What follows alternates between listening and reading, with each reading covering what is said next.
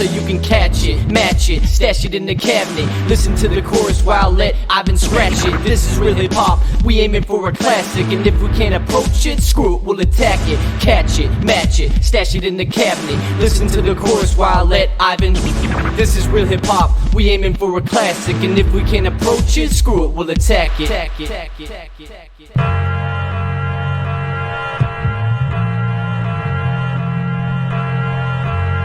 What you know about classic music?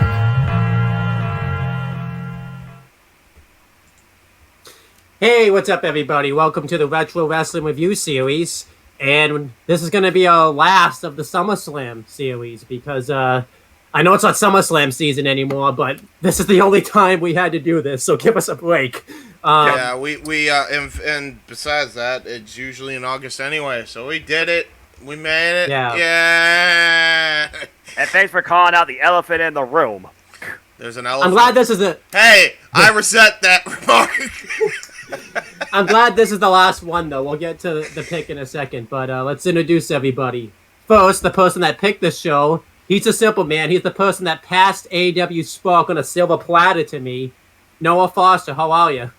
I'm doing well. It's good to see both you gentlemen once again. It's been a while since I've done something under the FTW banner on the Talkinator channel. And overall, it's been a wild, insane, hot summer. In and out professional wrestling, to say the least. This is a nice throwback for me to go check out a couple of weeks ago, too. It's good to see you. Good to see you, man. I'm doing good, too. At this point, we've done so many of these, Noah, I don't think an introduction is really necessary. But good, yeah. I'm looking forward... I'm looking forward to this for sure, man. Like, I can't wait to review this show.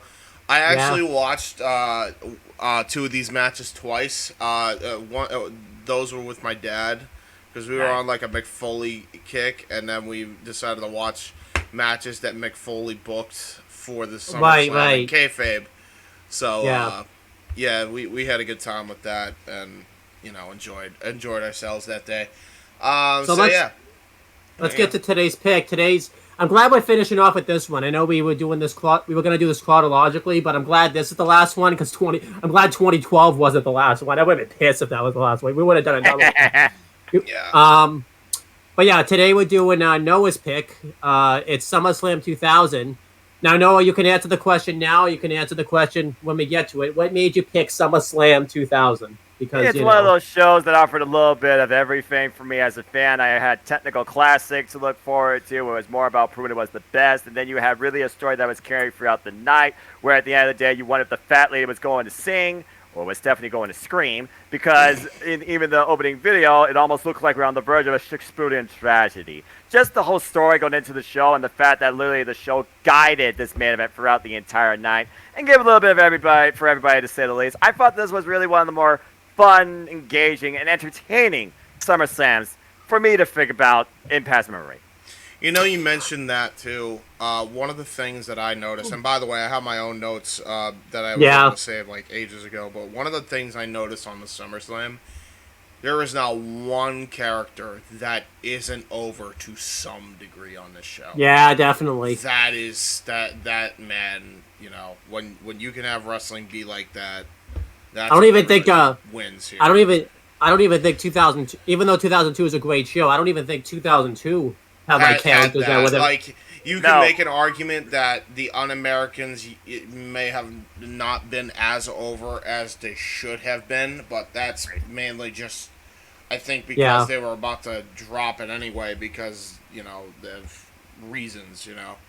But Let's peel back the curtain a little bit. James and I, the first time around, watched the show together. We did like a watch-along. We watched this show, 92, and 92 together. We didn't watch 2002 together because that was the same day a certain situation happened that we don't want to talk about that came out. Please don't. So, you know, it was kind of fun to watch it with James and stuff. I've never seen the show all the way through. I've seen matches on it, but I've never seen it all the way through. And then I watched it this morning today since, it had been a month since, I'd watched it. Yeah. And I definitely enjoyed it both times, but there was definitely things I saw the second time around versus the first time around. Well, that's great. But you take a little bit more away each time you watched it. Again, I watched it a few weeks ago, and even going back and rewatching it, it's still a lot that I remember. But then looking at the way I analyze wrestling now as a commentary for Championship Network, there was even more that I could take away in the storytelling and the approach in certain matches too, especially when it came to the main events. Oh yeah, no doubt.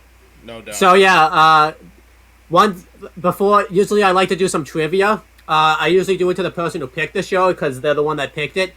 I usually don't make this part of the trivia, but do you know what date?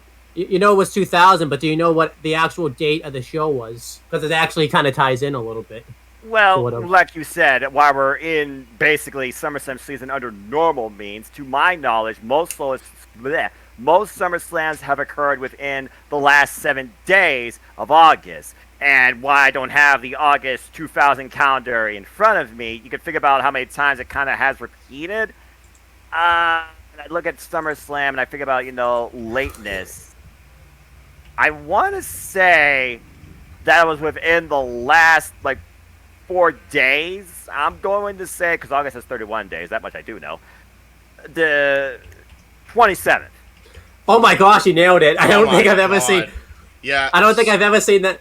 We should have done this yesterday. That way we would have been 22 years. Someone told me it was not going to be a multiple of 4 because, as we know, SummerSlam always took place on the weekends. But I knew it had to be late in the month. And again, SummerSlam always is that last show on the last weekend in August. Yeah, so it was either 27 or 28 to me because, to my knowledge, most SummerSlams have occurred at that time. Yeah, get him on Jack of all trades just for that. That was crazy accurate. First off, it's funny he mentions that too because yes, as Owen just mentioned, it is the 28th that we're recording this on August, which means that we are a day removed from the freaking 22-year anniversary of this show.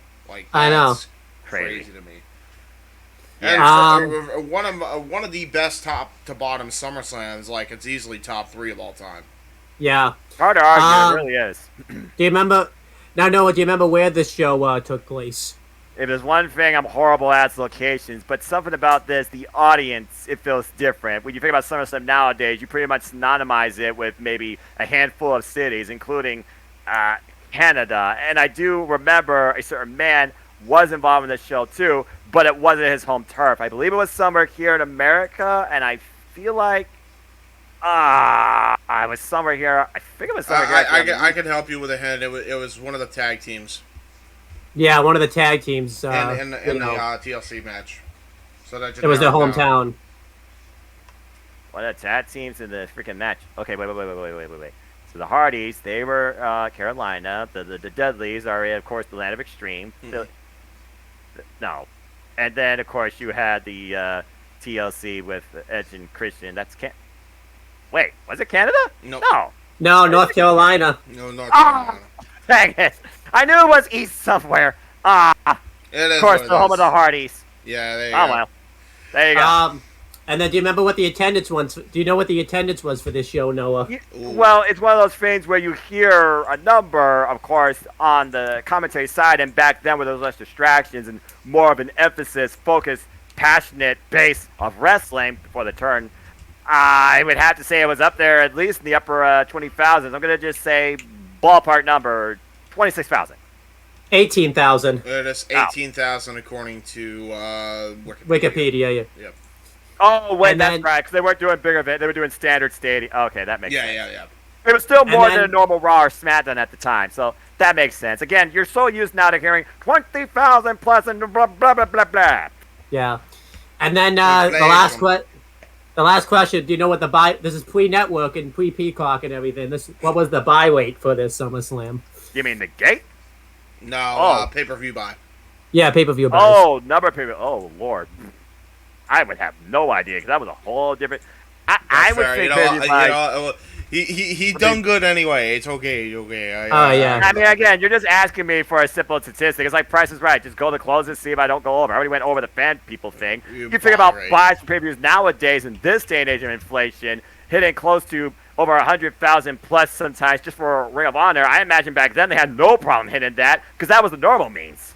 All right. So here's a crazy statistic. This is how Please elaborate. This is how hot WWF was at the time, by the way. WWF SummerSlam 2000, of these 4 pay-per-views that preceded it, okay, there was WWF Survivor Series, WWF No Mercy, and WWF Unforgiven that followed this pay-per-view. I miss those.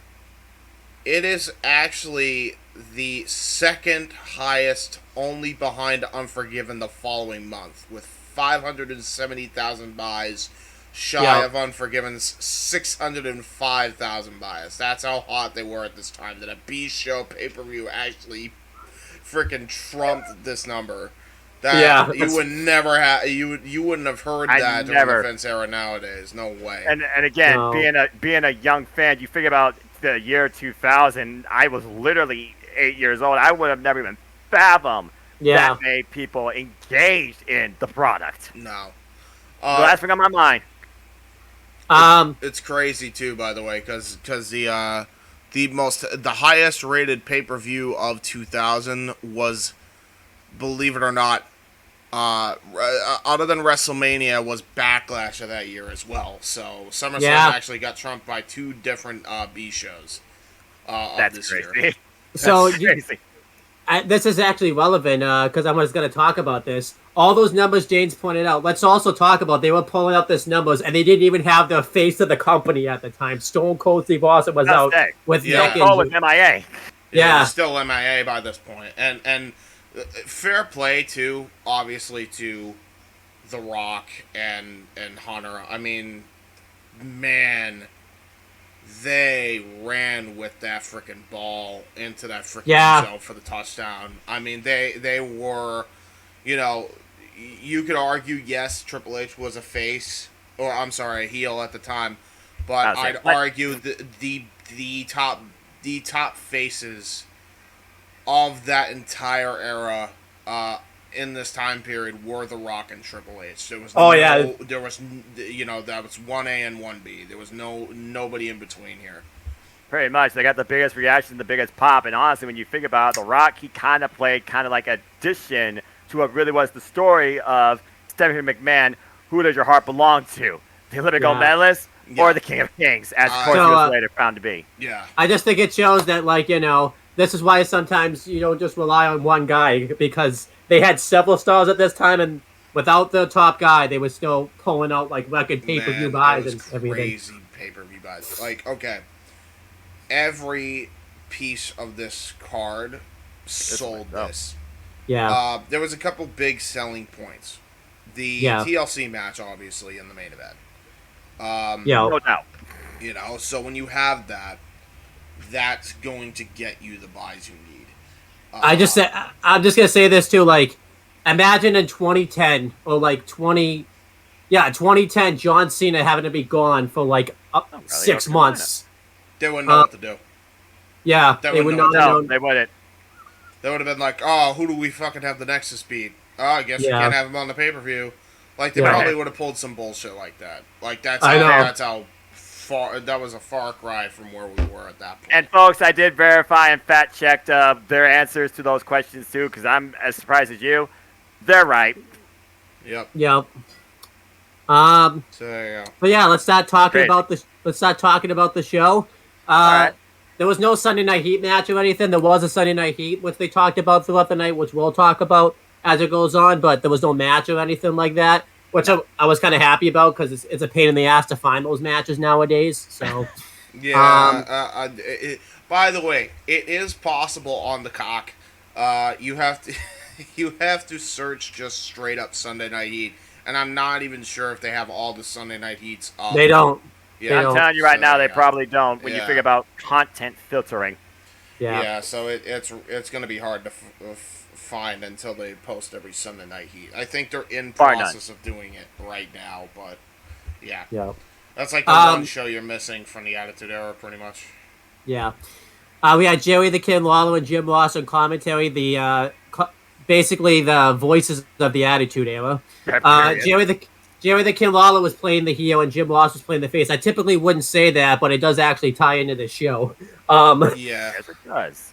And I haven't been saying them lately. I've been saying the referees lately. Let me just find it real quick because I just left the Wikipedia page. Hey, right now there's a young Mike Chioda involved on this show. And I know he looks. Mike Chioda then versus now. Wow. Oh my gosh, yeah. Oh, Hebner was a referee. Teddy Long was a referee. Yep. What else? Yeah, Mike Chioda, Jim Corderas. He was a pretty famous referee. Jack Doan, Tim White, and Chad Patton. Chad Patton's been like a long time referee. I remember Jimmy Corderas. We were like just shitting on. I remember I shit on him once because he was like. I remember he called out AEW referees for not following and adhering to the rules. And here he was. I was watching Backlash with the boys, the Indie Force boys, the WYW crew. And we're watching this dude in 1999 at Backlash just not give a iota of a fuck during Goldust and Godfather and the shenanigans that took place, including but not limited to interference from the Blue Meanie. Never called for the bell once, even though there was 2 different low blows. And we said this should be DQ. How the hell? Let chaos reign. The hell of it. Yeah. Okay, Jimmy. You call out AEW referees, though. Yeah. So if you want to know who all the referees are, we've mentioned Mike Chioda before. Just go watch our past SummerSlam reviews. We mentioned No Hebner. We've mentioned Jack Doan. We mentioned Chad Patton. We definitely mentioned Teddy Long play a tag team match with The Undertaker. Actually, weirdly enough, on Wikipedia, it doesn't have him listed as a referee, but he definitely refereed a match on this show. I know that. I remember Teddy Long involved on this show, too, before he became the GM that I needed Matt down. But yeah, Jim Corderas, I think he's the only one we really got to mention. He basically refereed up until 1999, and then he had to step away in 2006 due to health issues, and then he refereed a match in ROH in 2012, and, that's pretty much all he's done since. That was a favor from his old running buddy Jim Cornette there, I bet. Yeah.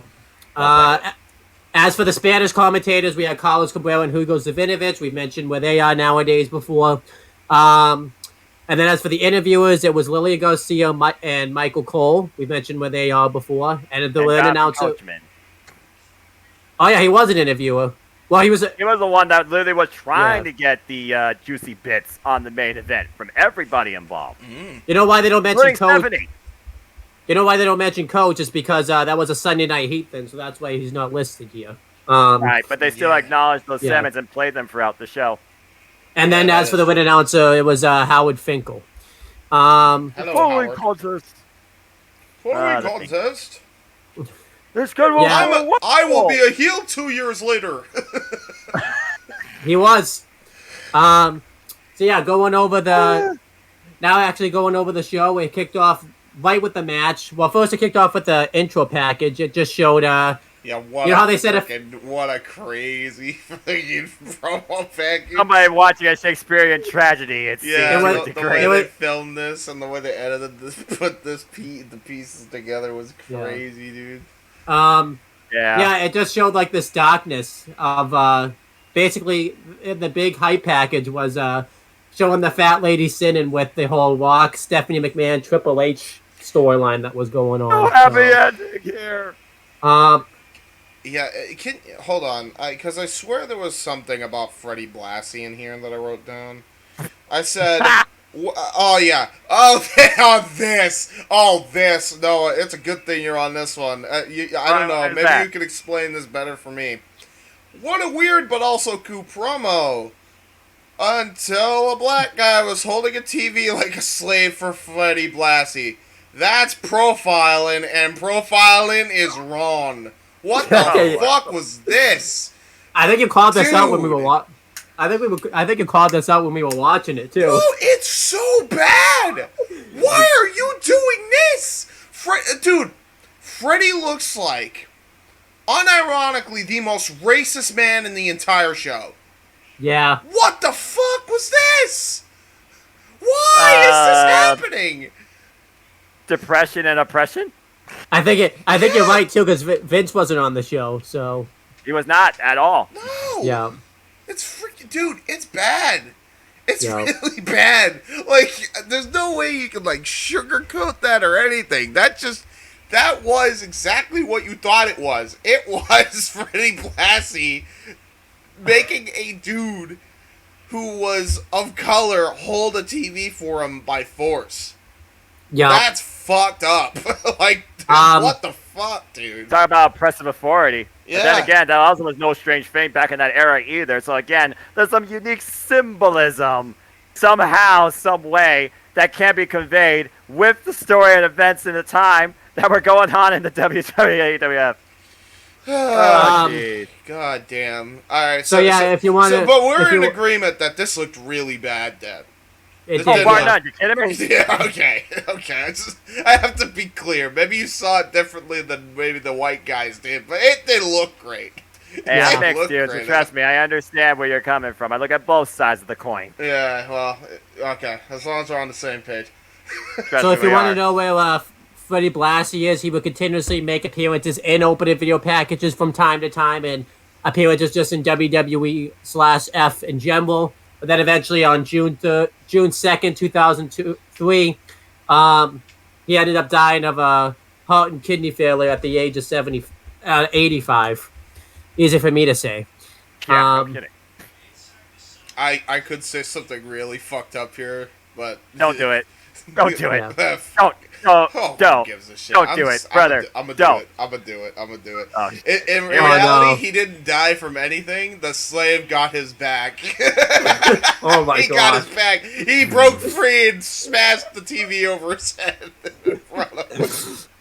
Good thing when you're not monetized. There it Move is, it on. man. Moving on. And I approve. Um, And I approve. By the way, good for that guy. Yay! Damn it, James, you freaking idiot. Yeah, I know. So the opening match was speaking of right to censor, that was the perfect time to talk about that stable right now. Oh, God. Warning. Warning. Uh, Okay. Every time I heard this is a note just mentally in my head. But ever since Martin did like a TikTok on this that he shared on our Discord, and ever since he made it, I can't unhear it because it literally does say to me in my head now, horny instead of warning every time. It's so distorted. It's fucked. The worst thing that people remember seeing back then on a Titantron screen. Man, what a weird ass fucking time, man. so James, you want to mention the backstory of why the right to censor became it, because this was I would be Could you- happy to. you've mentioned it before, I think, but I feel like you should say it again. No, you could probably help me out with this because you also know some of the backstory on this. So there A was little bit. there was a group called the I think there was a group of like parent activists with Yeah. For children that were watching TV and Yeah. trying to censor everything essentially. I forget what the name is called off the top of my head because it's been so long, but essentially I don't even know if it's a thing anymore. yeah, it was a I forget what it was. It was like a parent, like again, violence against children or something like that, or violence. It was a weird thing. It was a mess. It's just called the non-video game related ESRB. Basically, yeah, that's essentially what it was. So, WWE were like BS, and Vince being the petty dude that he is, even though he had every right to just basically say, hey, we have a rating on TV-14, why are you having your kid watch this anyway? I was hey, where's your discipline? Where's your authority? Yeah, exactly. Which he, in this case, was actually justified. He decided to take one step further and just make a straight-up parody, as Vince is one to do, and make a group called The Right to Censor, which is literally a rip-off that freaking parent-teacher group. Or whatever. Yeah. That was trying to And then censor you television. see who lead it, and then you see who joins it, And you might remember some people by the name of Val Venus, The Godfather, just to name a couple. So in this case, it was Bo Buchanan, Steven Richards, and The Goodfather that represented the group because Val Venus hadn't joined yet or anything Mr. like that. White Sox. And they were taking on Too Cool and Rikishi, and it completely made sense why they were feuding, even if you don't know the backstory, because obviously Rikishi does the stink face. That's something that they would want to censor. So yeah, exactly. Made all the sense in the world. That was the move that really defined this match, as well as the accomplices. Yes. And yeah, so they come out. Steven Richards goes to cut a promo, but before he can really get anything out, he gets interrupted by Rikishi and Too Cool. And Rikishi and Too Cool, everybody just gets into a big brawl. And Rikishi and Too Cool just start dominating the beginning portions of this matchup. They really take it to the right to censor. And eventually the right to censor, I can't believe I'm going to say this, censored their momentum. And I believe Bo Buchanan whammed Grandmaster Sexay's back right into the steel post, and they started getting the heat for a little bit onto Grandmaster Sexay, and then eventually Rikishi got the hot tag, and the place exploded when Rikishi got that hot tag. Man, yeah, right off. That's freaking awesome. And there was a cool thing where they got all three of members of Right to Censor in the corner, and Rikishi just like tossed Too Cool like right into him. It was really cool. And I believe that at one point, one of them got on Rikishi's back, and he like ran and did like a splash in the corner while one of the members of the Too Cool was on his back. I believe he did it to each person, so that was pretty cool.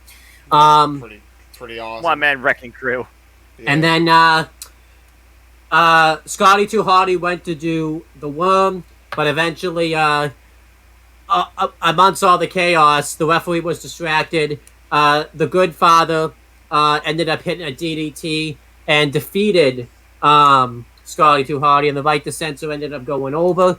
And to be honest, I thought this finish made sense. It was getting the heel faction over, and it actually worked. The crowd were like pissed that Rikishi and Too Cool did not win this match. Heat here. Like they were really over as like the top group. That's crazy. I remember when I was watching this with you too, James. We were like, "Wait, what? What?" Like, because I was going into this thinking it was going to be. You know what it was like? Because and I forgot that this was the thing up until WrestleMania. During the time where they were actually legitimately having a lawsuit that they were trying to settle with this group that they were in, they were having the Right to Censor win on TV every week. Yeah, and the much most as they dominant could on move. TV and on pay-per-view every time they were on pay-per-view. And it was the most dominant move that gave him the win, James. Stevie Richards' super kick, which actually was the finish to this match, Owen. The Stevie kick. Dude, they should have called it the righteous kick, man. You know what sucks? Because I wish they could have worked this out to where it could have bled over to ECW. Man, could you have imagined if Steve Corino could have been a part of this? Oh, that would have been awesome. Oh my god. That'd be a madhouse. That would have just put it over the top for me. Because then he would have he could have been a part of this. He could have been like managing, and I could just imagine him pointing to freaking Grandmaster Sexy. He's like, "That's not his real name. His name is Brian Christopher." I just remember Jerry his the name's King Scott Lawler. Taylor. God damn it! I just remember Jerry the King Lawler all over the Goodfather, who used to be the Godfather, as a couple of his former escorts were in the corner trying to mount that too. He's like, "Get away from me!" Pushing him like, "No, this is not what the people want. You're better than this. You don't need to be this." The other side story was just the Godfather denying what the fans know he's about. I understand pivot ain't easy, but it doesn't mean you have to quit. Yeah. There's one thing I forgot about. Rikishi and Too Cool were accompanied by Victoria and another one of the Godfathers, like Hose. I think it was Nydia. Wasn't it Nydia?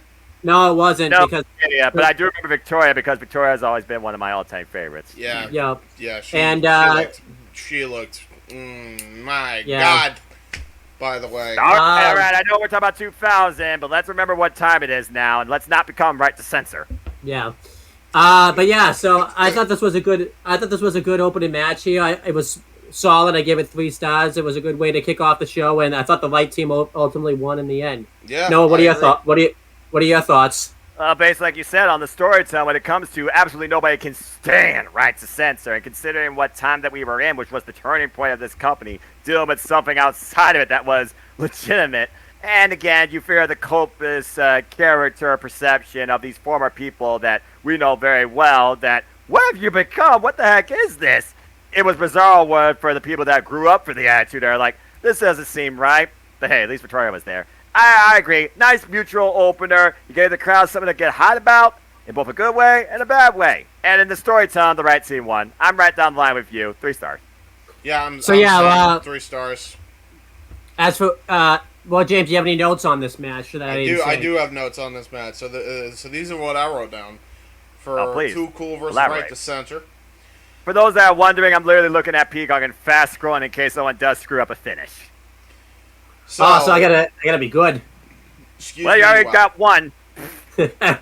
Wow, Rikishi was over here was one of the first notes I mentioned because, man, when he came out, he got the probably one of the bigger pops of the entire night, honest to God. Yeah, He it was. so It over was. here. It absolutely was. Godfather, I wrote, so there was a point in the match where Godfather shoves down one of his former, I think it was Victoria, actually. It was Victoria. That's what I was talking about earlier. The other side story, when you figure about the Right to Censor and Yeah. what have you become? Well- You remember this? Well, my note here was, wow, Godfather's acting more like a pimp as a douchebag censor guy than he ever did as the Godfather. Yeah. I feel like Yeah. Godfather was the most appropriate and kindest. I can't believe I'm saying this, especially with the guy that plays Saints Row and watching New Japan Pro Wrestling, Yujiro Takahashi. Hello, Peter. Ayo. But the most kind, seemingly welcoming pimp I've ever seen in sports entertainment. Yeah, exactly. And now he's just gone a 180, and now he's no longer that, but he is acting more like unfortunately, what those type of people would normally act like. Yeah. Anyway. Again, it's a turning point. 2000, the millennium. It was a turning point for a whole lot. This is a sign of the times, by the way, and I noticed this right away. So I have to say it straight off because we've been trying to just dance around the issue. But what is it? The crowd then chants after that happens, "Save the hose! Save the hose!" That did happen, yeah. That did happen. After the hose gets shoved down by Godfather. That, man, wow. Jerry the King Lawler called that out, too. Jerry was in his moment here. Let's put it out there. This was Jerry's night for this match. Yeah, and I wrote, good match, 3 stars. And then my final note was, and to think, the Right to Censor didn't kill Rikishi's momentum. That comes later. I did it for the Rock. Yeah. So let me The Rock.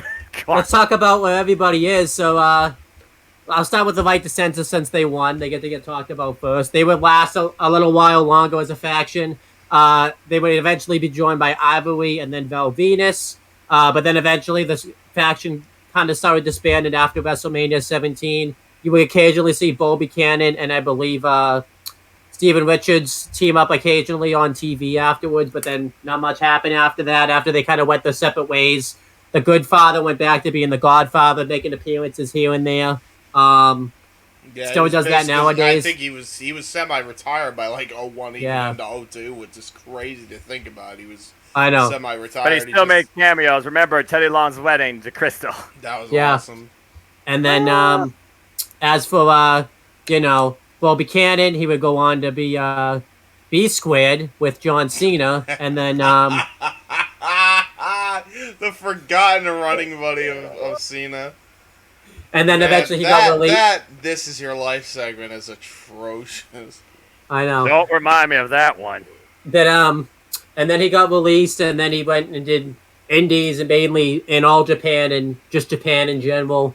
And then he was in that infamous This Is Your Life segment, and I don't think he's been seen since. And now he's he works as like a producer backstage for WWE, or like a trainer, so that's cool. And then as for Steven Richards, I think we mentioned him before, haven't we? I'm pretty sure we have. We might have, but I don't know if we mentioned this part. This might have been during the time where he was basically with Victoria. But I never put it in this particular way before. Steven Richards went from being the guy who was all about right to censor to being a guy who was all about Victoria and simping. So, and all about that was that. That was all a about weird time. and all about abusing Abyss. Yes, oh yeah. Later on, yeah, DNA. Dr. Stevie. Dr. Stevie, and we saw how that fell out with the likes of Daphne and Taylor Wilde involved. Yeesh.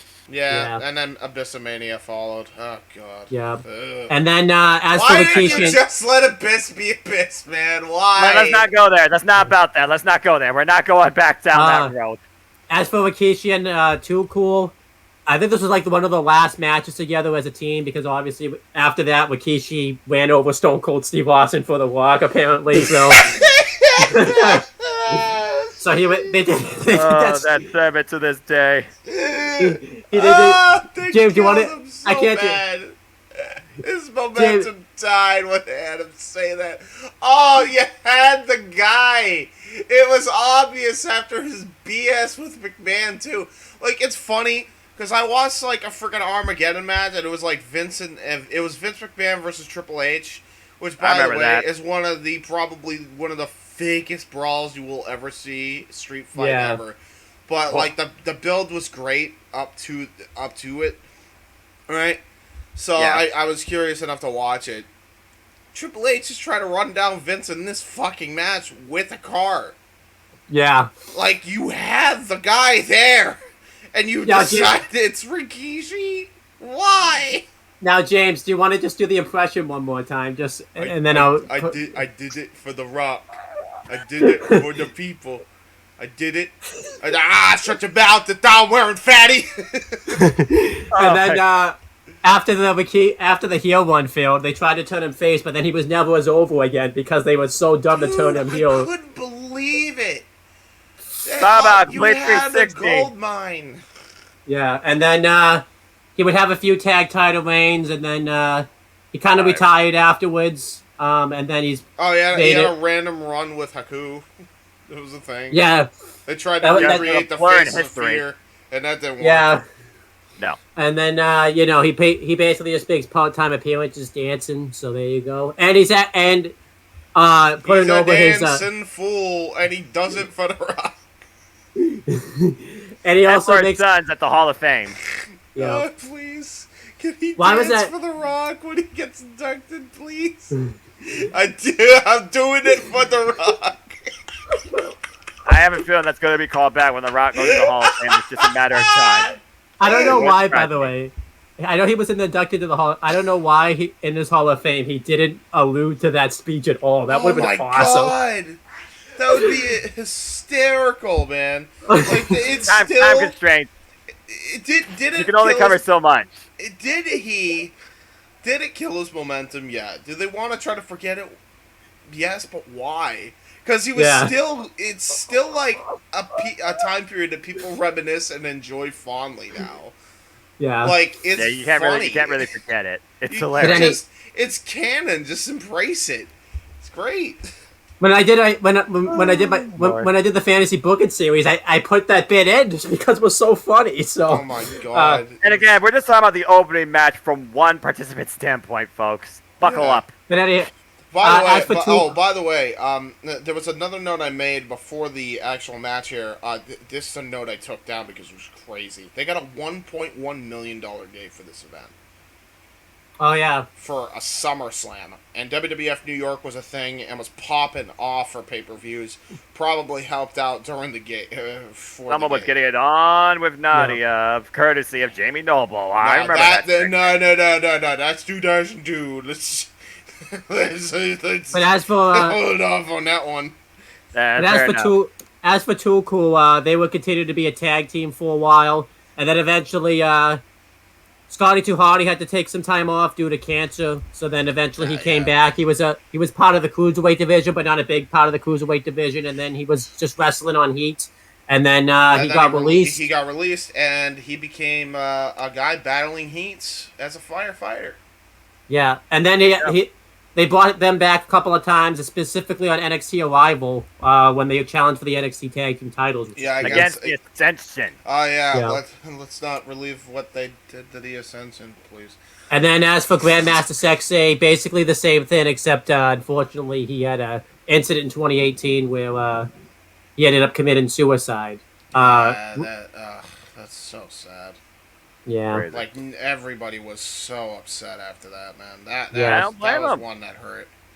Yeah, big time. All right, Can we ask something real quick? go ahead. Under Triple H's regime, do you guys think that we see an Ascension? I know it's a bit off topic, but we did mention them since Too Cool fought them. Do we see the Ascension coming back in Triple H's WWE? I'm not even sure because I know Connor has been doing the indie stuff.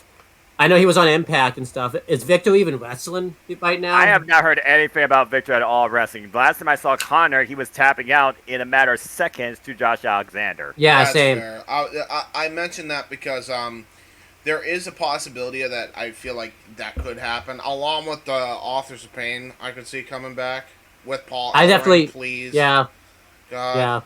yeah. I could see Triple Unless H they- bringing a lot of those tag teams back that were originally let go. He's only just begun, James. Yeah, He's only yeah. just begun. That's for sure.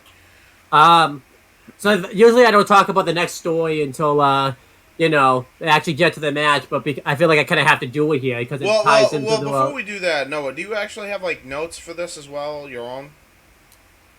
Again, I watched it a couple of weeks ago, but to a degree, I kind of just remember more tidbits. I mean, I'm literally thinking about the matches that were on the show. You talk about the TLC. You talk about the main event. You talk about DX versus DX. You talk about the Un-Americans.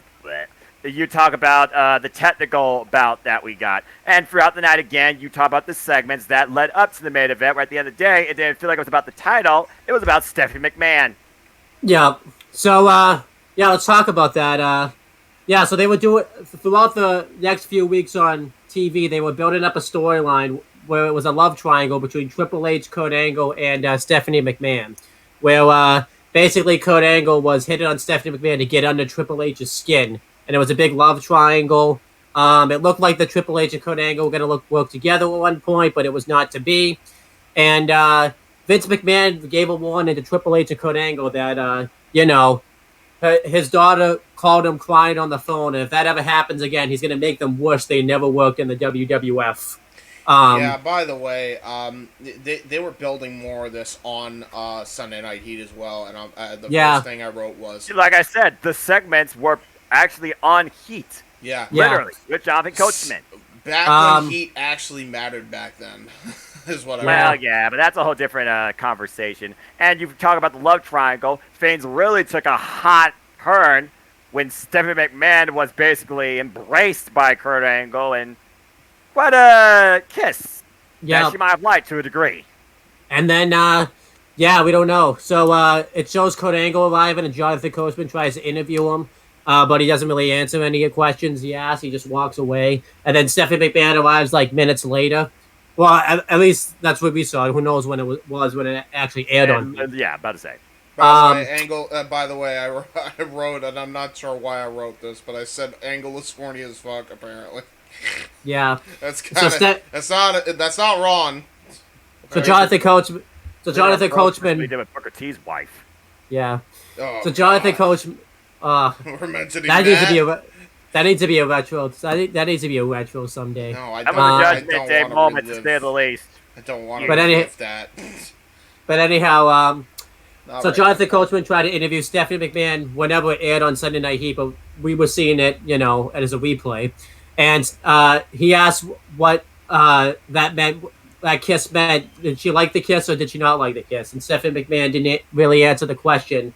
And Jonathan Coachman mentioned to Stephanie McMahon that Kurt Angle went that way, which would be like straight in her direction. And, Stephanie He goes the McMahon... opposite way. Yeah, she could have gone but she did hesitate though. She was thinking about going to see Kurt Angle, but she went the opposite way. So that was a nice little storyline development right there. Thought that was good. And then Triple H said he wouldn't go. Stephanie wouldn't go for a guy like that. Well, just wait. That's late. That's later. Again, this was the story of the night among Yeah. everything else. Hardcore galore. And then Michael Cole looking young as hell there. Still crazy. Interviews Shane McMahon, and he gets asked about the situation, but Shane McMahon doesn't really answer it. He just wants to talk about his hardcore championship match. But then Steve Blackman pops up, and Shane McMahon just takes off. So, yeah, we didn't really get much. So good. He's like running. Oh my god. Dude, he's doing the Shane shuffle to try to get away. Oh, oh god, I gotta go. Yeah, he's so awesome. He's doing the fucking. He was gone, man. He was gone. Yeah. That's so good, Oh, man. God. I hate to bring that. Remember though, James, this is the same guy that ends up taking it to Kane when he unmasked. That's true. That's true. I think. Which, Oh yeah, we ironically- mentioned that the show prior, right? Where that this guy was running away from Steve Blackman, and yet this dude could take it to Kane. Yeah. Oh Jesus Christ! And also, Kane, of course, was involved on this show that we'll get to. So, Yeah. In fairness, that is also discrediting the match that he did have with Kurt Angle, where he took a fucking beating for shoot. So, Yeah. like taking a clue in the suplex through the pane of glass, not once. but still, even that, dude. Yeah. How are you taking it to Kane? A fucking Yeah. robotic Kane. But anyhow, we had the next Oh, match. It Lord. was Road Dogg versus X-Pac. This was the last. Can I read my notes before you get into the? I feel like he's gonna be brief with this one because the match was short. Yeah. 2 stars. It was all right, but fuck X-Pac. For some reason, I wrote. For some reason, that's what I wrote. I said 2 stars. It was all right, but fuck X-Pac. He kicked What did him in X-Pac? the- He kicked him in the cock. That's all I wrote. I don't know why. What did X-Pac do? I guess he kicked him. He kicked Road Dogg in the cock. I was very angry about this. I mean, again, didn't- this was stemmed off a confrontation and subtle heat being seen on Monday Night Raw after inadvertently Road Dogg was pushed off the apron for a table. Yeah. So going X-Pac, through X-Pac might have been the only guy in the world that wasn't over in the Attitude Era is what I wrote after that. Yeah. Possibly. And then I just wrote, yeah, pump handle hump. Which And then he anyhow- got his seat afterwards and Yeah. still told him to suck it. yeah, But going over the that's all I have. going over the match. Basically, this was the last 2 members of DX. Very much. Because obviously, Fine. They're just yeah. like having a fight at this point. The It's McMahon like- Helmsley era just dissolved DX. yeah. So, Road Dogg and X-Pac weren't getting along. X-Pac inadvertently knocked Road Dogg through a table, and then doing a handicap match with The Undertaker. Road Dogg just walked off and allowed X-Pac just to be destroyed by The Undertaker, so it led to this match right here. They were just gonna have this match to blow off some steam, and steam blew off, but you know. Not the way I'm sure the man expected. A man Yeah. got kicked in the cock. He lost his cock that day. So they had a pretty entertaining match here. Road Dogg and X-Pac just kind of had this back and forth match. There was a little bit of brawling, but it was mainly a competitive match. Road Dogg eventually hits the pump handle slam, and then he goes for his finish, but X-Pac ends up hitting a low blow into the X Factor, gets the win, and X-Pac wins afterwards. X-Pac wants to make sure that him and Road Dogg are good, and goes to shake his hand. Road Dogg slaps him in the face, hits the pump handle slam onto him, and then that was it. So You're forgetting the hump. He did the hump. He did I didn't the wanna hump mention into the pump handle slam. Man, this is gimmick. That's his whole gimmick is that he goes and Some gimmicks are humps better you off like forgotten. like a dog would, to do the Yeah. pump handle slam. Oh, gosh. yeah, and pretty good match here. I give it like 3 1/4 stars. I thought it was pretty good. I thought it told a nice little story here. It was setting the stages for what I thought was going to be a feud, but I'll talk about that after Noah gives his opinions on the match. What were your thoughts on it, Noah? Again, it was literally an entertaining grudge being settled not backstage, but in the ring, where at the end of the day, nothing was truly settled between these two men. I was entertained, but for what it was extremely short. I'm just a flat 3. But, okay. And hey, Road Dogg got his receipt. Yeah, and then as for where both guys are, because I can't believe we've done this many SummerSlam reviews, and we're just talking about these guys now. X-Pac, pretty much would go heel X-Pac after kind of went this. crazy mentally. Yeah. John Waltman, yes. he would go heel after this. And From the X then we were dealing with the X Factor. And we got everything we ever wanted, and we didn't ever get that back. I wish we could get that back. Oh, good Lord. And then X-Pac would leave WWE, join TNA in like 2003, 2004-ish. He would be there until like 2010, and then he would show up to WWE here and there in like 2011, 2000, up until like... Raw 1000. It was like a Legends appearance. It was DX.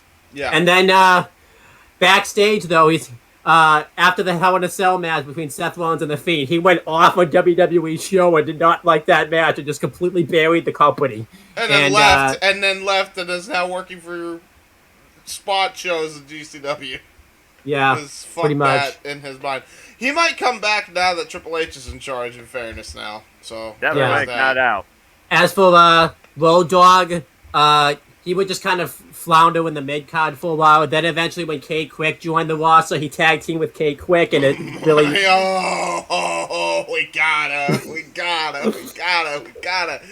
gotta talk about the Voodoo King Mafia. We have to now. It's brought up. Dude, I just literally got done watching a TNA show about that. And then, dude, it's fucked up. Because the start of their theme song in TNA is a freaking woman getting her house broken into by people, and it's just like, help, there's someone at my house. The call gets cut off, and then it's just really shitty Dale Oliver guitar that was not fine-tuned in Adobe Audition at all. And then they come out, they're so smacked out their fucking mind. They're fucked up. And then for whatever reason, it was originally, by the way, in case you didn't know what Voodoo King Mafia stood for, it meant VKM. It was just basically anything they could say that say fuck Vince McMahon and fuck Paul Levesque, they would do. And then for some reason they tried to do a 180 in like 08, and they tried to add freaking Roxy Laveau into the group and go all in with the voodoo portion. And they're like going crazy.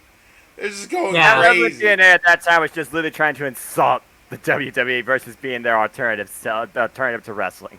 Yeah. Yeah, pretty much. They were just like, WWE sucks, we're better. And then that was true for a bit until it wasn't. Yeah. And then as for Road Dogg, he would stay in TNA for a while, doing the thing that James mentioned, and then, teaming up with Billy Gunn for a bit. And then he left TNA. He's been pretty much working for WWE as a producer off and on. Right now he's off right now, but it looks like he's going to be back. He's back on. He was that today? Was that today? I haven't heard anything. This week, yeah. He got hired by Triple H. Yeah, he's back. I'm not surprised one bit. No. I wasn't up to date. Okay, so prior to all that, though, before as he was a producer the first time, him and Billy Gunn reunited the New Age Outlaws on Raw, which actually had That's right. tag I forgot team about matches. This is in the whole build between the WWE roster and the Authority, pretty much the early. And then the Authority versus the Shield. Yeah. Evolution, Reborn. Yep. WrestleMania 30. Man, if they'd have just, I really do feel like, and I know a lot of people say this, I always thought this though, if they never turned Rollins heel, the Authority would be looked back with with way more fondness. It really would. I mean, and the problem is too, they should have just went with Roman, to be fair, and especially with what we're seeing now. I would say Roman was always the end plan, in my opinion. It was just a matter of who was executing it. At the end of the day, Vince had an agenda for Roman, Triple H had an agenda for Seth Rollins. Yeah. I would say we would look back at the Authority with more fondness had they had just stayed gone after Survivor Series 2014, probably. Agree. Yeah, I agree. But anyhow, that's a topic for another day. Then it shows China and Eddie Guerrero backstage. They're challenging for the Intercontinental Championship. And, they're kidding around. Eddie Guerrero says that, he doesn't care which one of them wins the Intercontinental Championship. And China says, it looks like one of us tonight is getting lucky. So that was pretty cool. Hey, mamacita. Yeah, he's getting swooned big time. Yeah. That was such an interesting relationship. I'm convinced, bro. With how fucked up and how much of a different stratosphere Eddie Guerrero had, you could have convinced me that those two be fucking for real. Like they had ridiculous chemistry on stream that I can't even begin to describe. No doubt. Promo back as I'm literally watching the match right now. Yeah. I told you I'm watching this as we're going. The opposite of chemistry on screen, Val Venus and Trish Stratus, they have none. Yeah. In kayfabe, this almost was a handicap match for most of this. So let's Val Venus and Trish Stratus. Go ahead. Yes. So where they have a promo. It was being defended. Well, they had a promo backstage too, where Trish Stratus basically trashed the relationship between Eddie Guerrero and China, and basically said that she's going to ensure that Val Venus walks out tonight with the Intercontinental Championship, and Val Venus doesn't believe it. No, because and you also because there was a point where in that promo where Val was berating her for talking about her being a cover model, and this is like the start of his like trying to be serious phase before they just joined him in the right to censor because they didn't know what else to do with him. Yeah, exactly. So he was. She like goes and looks at Val and trying to get his attention. She's like, who would you rather see on a cover model? Would you rather see this beastly woman called China, or would you rather a supermodel like woman like me? And basically just doing the thing like this, showing off her body or whatever. And then Val's just like, what are you talking about?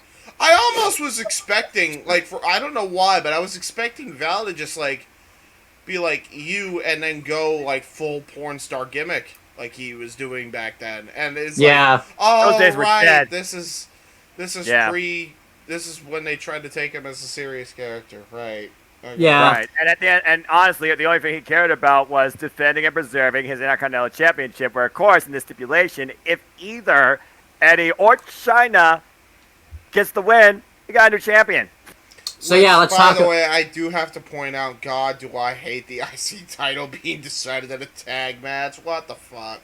Yeah, I was about to. Come on. So yeah, and the thing, the whole China thing is also stemming from Trish Stratus bashing her head in with a jar of candy on SmackDown. Yeah. Yeah, exactly.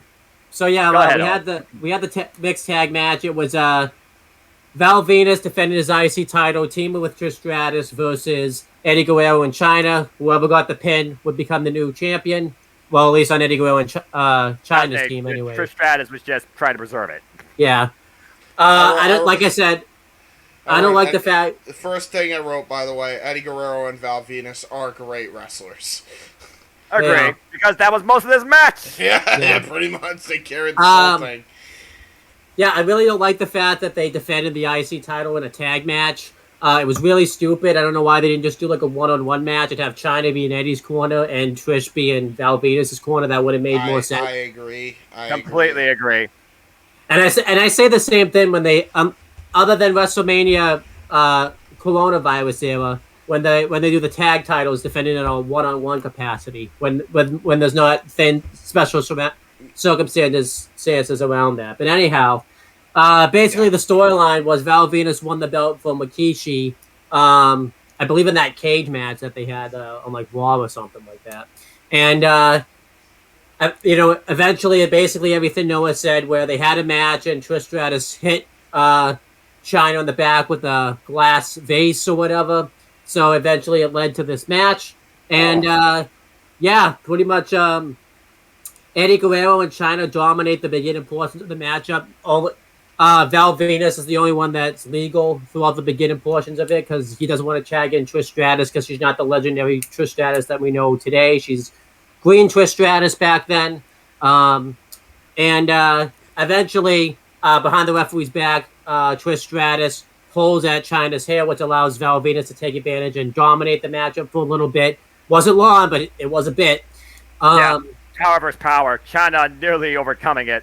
Yeah, and then if Eddie Guerrero gets the hot tag, eventually, After a nice DDT. yeah, that was good.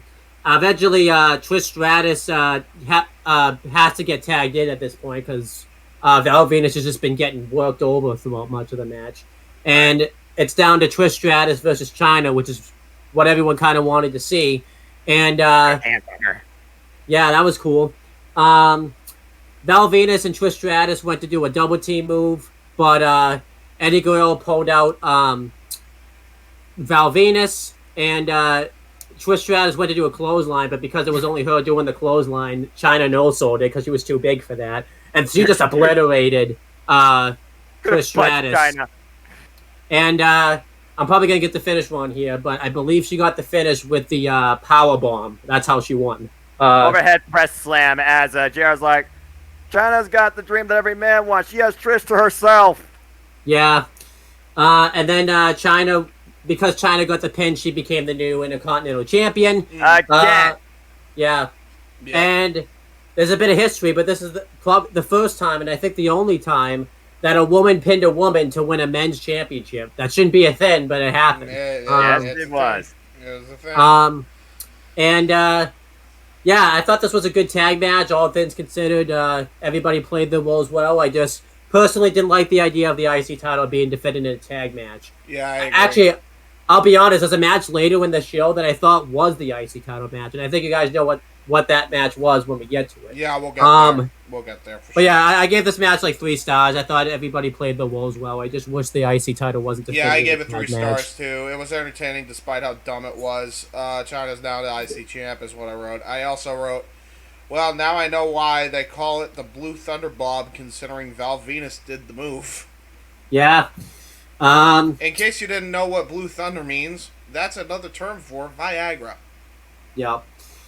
The more No, you know. any additional thoughts on the match?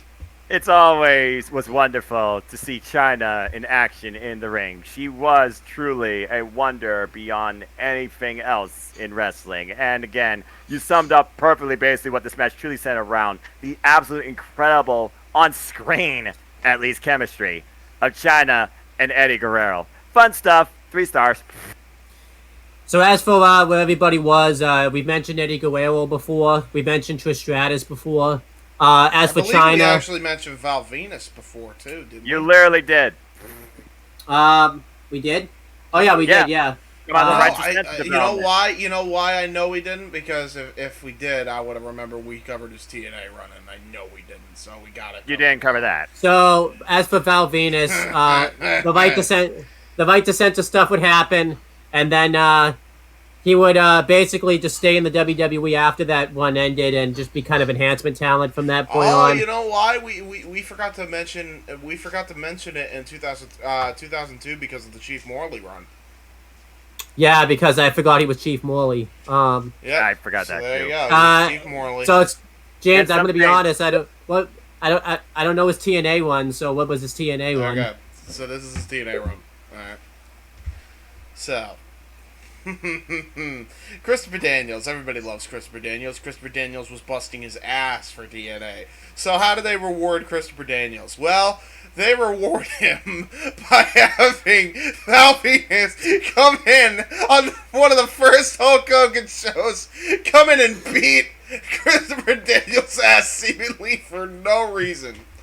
He would go on, just beat him down. By the way, he wasn't even Val Venus. He was just Sean Morley. So he was just full on his shoot name. He looked like freaking 30 pounds gratuitously overweight compared to what he was before. He goes and just randomly beats people up, including but not limited to janitor Jeff Jarrett, and just leaves him on in the bathroom. Who, by the way, they just randomly said, oh, this is a match now, and he pins Jeff Jarrett in the bathroom in a Falls Count Anywhere match, seemingly out of nowhere, and wins a match over Jeff Jarrett in TNA in the bathroom stalls.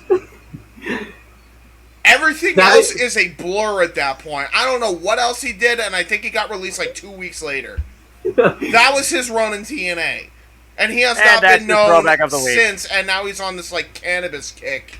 But instead of being cool about it like Van Damme, he's probably one of the most annoying dudes on the planet with it. Yeah. That's Sean Morley post this, pretty much. Now that you've said that, James, we have to do a boy. retro of that Hulk Hogan episode where that happened. Now. By the way, he also was like tried to do a thing with trying to have Lance Storm have personality. If you want to see why we think that Lance Storm thing is bullshit, go watch our 2002 review. He had plenty of personality. Fuck me. Anyway, then that didn't work, and they blamed it on him, and they just freaking jobbed him on Heat until Heat closed. Yeah. That was it. That was his run. The death toll. And then China, basically this would be her last, like, year in the company. She would lose the IC belt a few weeks later to Eddie Guerrero. Then that gimmick, I feel like that did that relationship ever have a conclusion? Or did this randomly not stop showing up? No, they did. I think Eddie like cheated on her or something. Yeah, Eddie lied, cheated, and steal.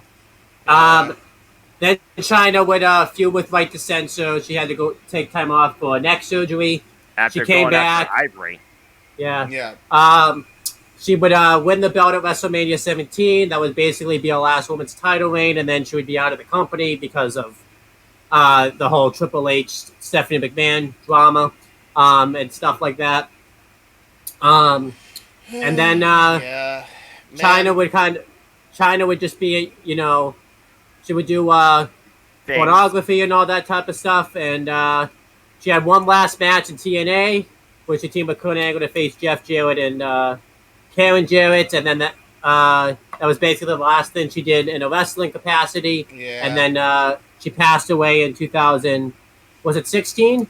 Yeah, it was and 2016 from a drug overdose. By the way, thank you, Vice, for showing what actually happened, and to the people that took advantage of that poor woman, fuck every single one of you, burn in hell. Yeah, and I don't say that lightly when I say that. I don't usually, but that. But that again, fucked it's beyond not, belief. And again, then you don't mess around when it comes to human life. Yeah. You don't. And then You don't like she that. would get inducted into the Hall of Fame with Rightfully so. With DX. Which by the way, now that we're this is actually, since we're on this subject, I know this isn't necessarily on this topic, but it's funny that we're talking about this with China, because I just got done watching a interview with Anthony Padilla where he interviewed with Mia Khalifa. Same thing happened to her. She just happened to be lucky to come out the other side, and she's like an executive in a business now. China was not as fortunate at all. Yeah. And that's a crying shame. And this happens to a lot of people that get in that industry. A lot of women get taken advantage like that. There's a reason why, even if you're like, okay, even if you're like the sternest critic and very religious about not watching porn, I am glad OnlyFans exists for that reason, because there's no way you can take advantage of people like that. I'm very glad that it's all there now, especially with what we know now. Fuck. Yeah, definitely. Like that's the cruelness of this world, unfortunately. Yeah. So I have no right to judge what people do. I don't have to agree with it, but I have no right to judge, let alone affect or abuse those people too. Yeah. So long and short of it, bless OnlyFans for existing, and rest in peace, China, and thank God Mia Khalifa came out of the other side from that crap. That's definitely. That's the moral of the story on that one. Then next we had the WWF New York. It just showed coverage of like everything. I wish I could have gone there. That looked so much. Dude, that was so fun. Is what I wrote. Yeah. I wrote that down. WWF Radio in WWF New York. What a promo! And I wish I could have been there live. Cole looks like this is back before Cole just was so jaded because Vince screamed in his ear. Cole looked like he was having a blast. He's hosting the entire shindig. Foley's doing shtick. Rock's doing shtick over the phone. Like this it was awesome. Like a ball of a time, man. Foley just grabbing a random fan's cookie. You're gonna eat that cookie. We get the Too Cool dance. We get people showing up out of nowhere. We got Trish Stratus getting call-ins from fans, and then literally we get impromptu karaoke night with the freaking Rock and Mick Foley Man. talking about the SmackDown Hotel, blah blah blah. Man, That was awesome. you know what's funny? Because I know we're not doing that, folks, on air. We're not doing that karaoke stance on air.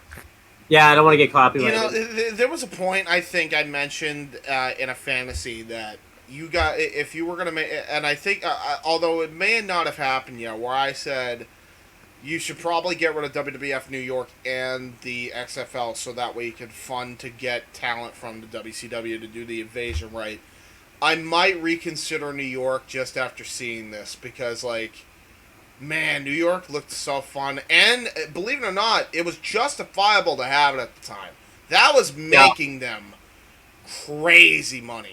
Crazy money. And it was great exposure. Yeah. I mean, think about it. If Talking Smack, for example, you saw Renee Paquette and Charlotte Flair have a podcast forum of the sessions with, a live audience, and it was interactive and engaging. If Talking Smack with Bryan Danielson and Renee Paquette was in a venue like that, open door policy surrounded with people, it'd be a whole different light of mortality and interest in the WWE. Oh, yeah. Exactly. Yeah.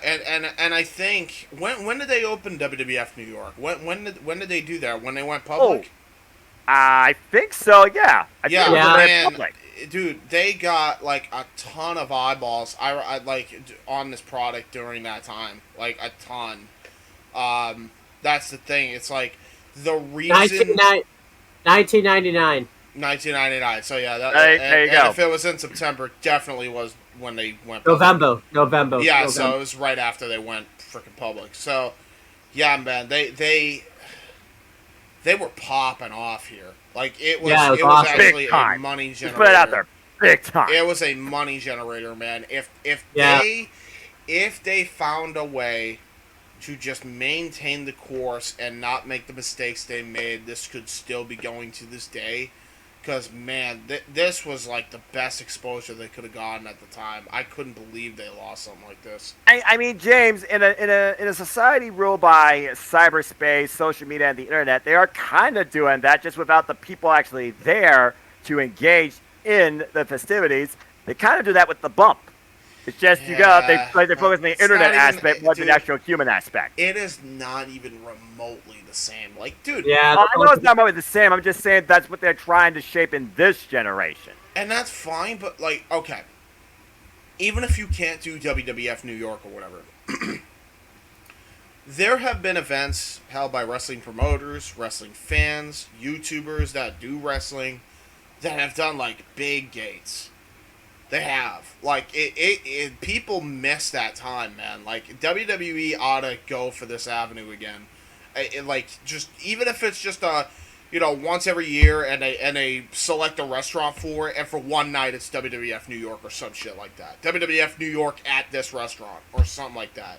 WWE LA. Or WWE like The World. WrestleMania. Something like that. WWE The World, just so that way they go to their, what was it, the restaurant name before they closed the World, right? So that way they could do that whole thing, because that would generate a ton of revenue. I think it would. Great. So Yeah, definitely. if I'm Triple H, somebody's good old gonna day. recommend that. If they haven't, Triple H, if you do it, royalties please. Okay, cool. Yeah. Quit And then, trying to be Eric and JJ. Anyway, moving on. What's next? Eric, I already know what's next. Go ahead. where's Eric Andre when you need him? Do, do, do, do, do, do. Oh, good lord. Stephanie McMahon's backstage again. She's Makeup getting the department. makeup done, and the makeup artist asked her, if about the kiss with Kurt Angle and stuff like that again, and what the relationship. Girl on girl gossip. And Stephanie McMahon then just says, but Kurt is a good kisser. But Yeah. she was, So this. Oh boy. This was great. I'll tell you why. You would never get little detail like this at all in WWE later on after this. No. Because just the fact that they did something with the freaking makeup lady, and I'm pretty sure this is a shoot makeup lady, this goes to show you that they were gung-ho of every piece of attention to detail for every storyline. And it was a living environment. Yeah. It was a living environment. Man, is that missing in wrestling. Like, AEW is trying to do that to a degree, but they do miss details like that even. Like, it is a far cry where we're at now. Like, I miss when wrestling had that element of, like, it could be anywhere. Like, you could have a fan join in on this, right? And they could further the storyline by just using the fan. Like, at this point, that's how good they were at this time. The only interactive backstage environment I see the most for, and it's particularly with the Gia Miller, is Impact Wrestling. Yeah. Yeah. For the most part, yeah. Actually, I'll say this now because the guy who was actually in charge of, like, who came up with the storyline and everything, like, had, like, a storyboard, and he wanted everything done at, like, attention to detail when it came to this storyline. Yeah, man. You know what? That's... Better credits due. And here, and this is, like, a lot of people think that storyboard writers or story writers and Hollywood writers suck and don't belong in wrestling. This is what they do best here. It's the small pieces of attention to detail. That should be their job. You shouldn't get rid of them. They should be put in charge of stuff like that. The booker writes the story. The creative team that has wrestlers writes the story. The Hollywood writers fill in the gaps with the rest. Yep. That is what they do best. Hire people like that. That's why they hired, like, Freddie Prinze Jr. and people like that during the Attitude Era. Yeah. It's like they were masters of their craft at that. They were. They really were. I mean, no argument that. You could say a lot of bad things about Vince Russo, and Lord knows I have, and plenty of people have, but you cannot deny that philosophy that Russo had fucking worked. It was a game changer storytelling-wise. It's just that somewhere along the way they thought that the Hollywood writers, you know, because they excelled in the attention to detail, maybe they could write story too, and then we just lost the plot completely. Yeah, it just became muddy, and it just fell between the cracks. Yeah, pretty much. So. Anyway, good stuff. So, James, we're due for a James rant. I'm gonna let you talk about this next match. I'm gonna leave it all. I'm gonna leave it all to you, James. Talk about the story going into the match, everything. Should I just get? I don't have a jar. Should I just get candy and just sit back and listen to this? You should. Yeah. Jerry the King Lawler versus Taz. Why don't you have a field day with this? Talk about everything going into it. Buckle up, folks. So this is brought to you by Morpher's Original Hard Candies today. So normally we don't go over the pre-stuff, but I have to with Taz here. Taz came in with all the fanfare in the world in 2000's Royal Rumble. He beat Kurt Angle. He beat fucking up rising star Kurt Angle. In less than 5 minutes too. In 5 minutes, he was undefeated at the time. They then put him in the hardcore division. They had him in the Intercontinental picture for like a cup of coffee. It was, and by the way, I think it was a really good match too. It was a match between Taz versus Benoit versus Jericho. It's a very underrated Intercontinental title match. Agreed. And then they just dumb him down, and they put him in the hardcore title division in that stupid scramble, which invented the 24/7 rule, pretty much.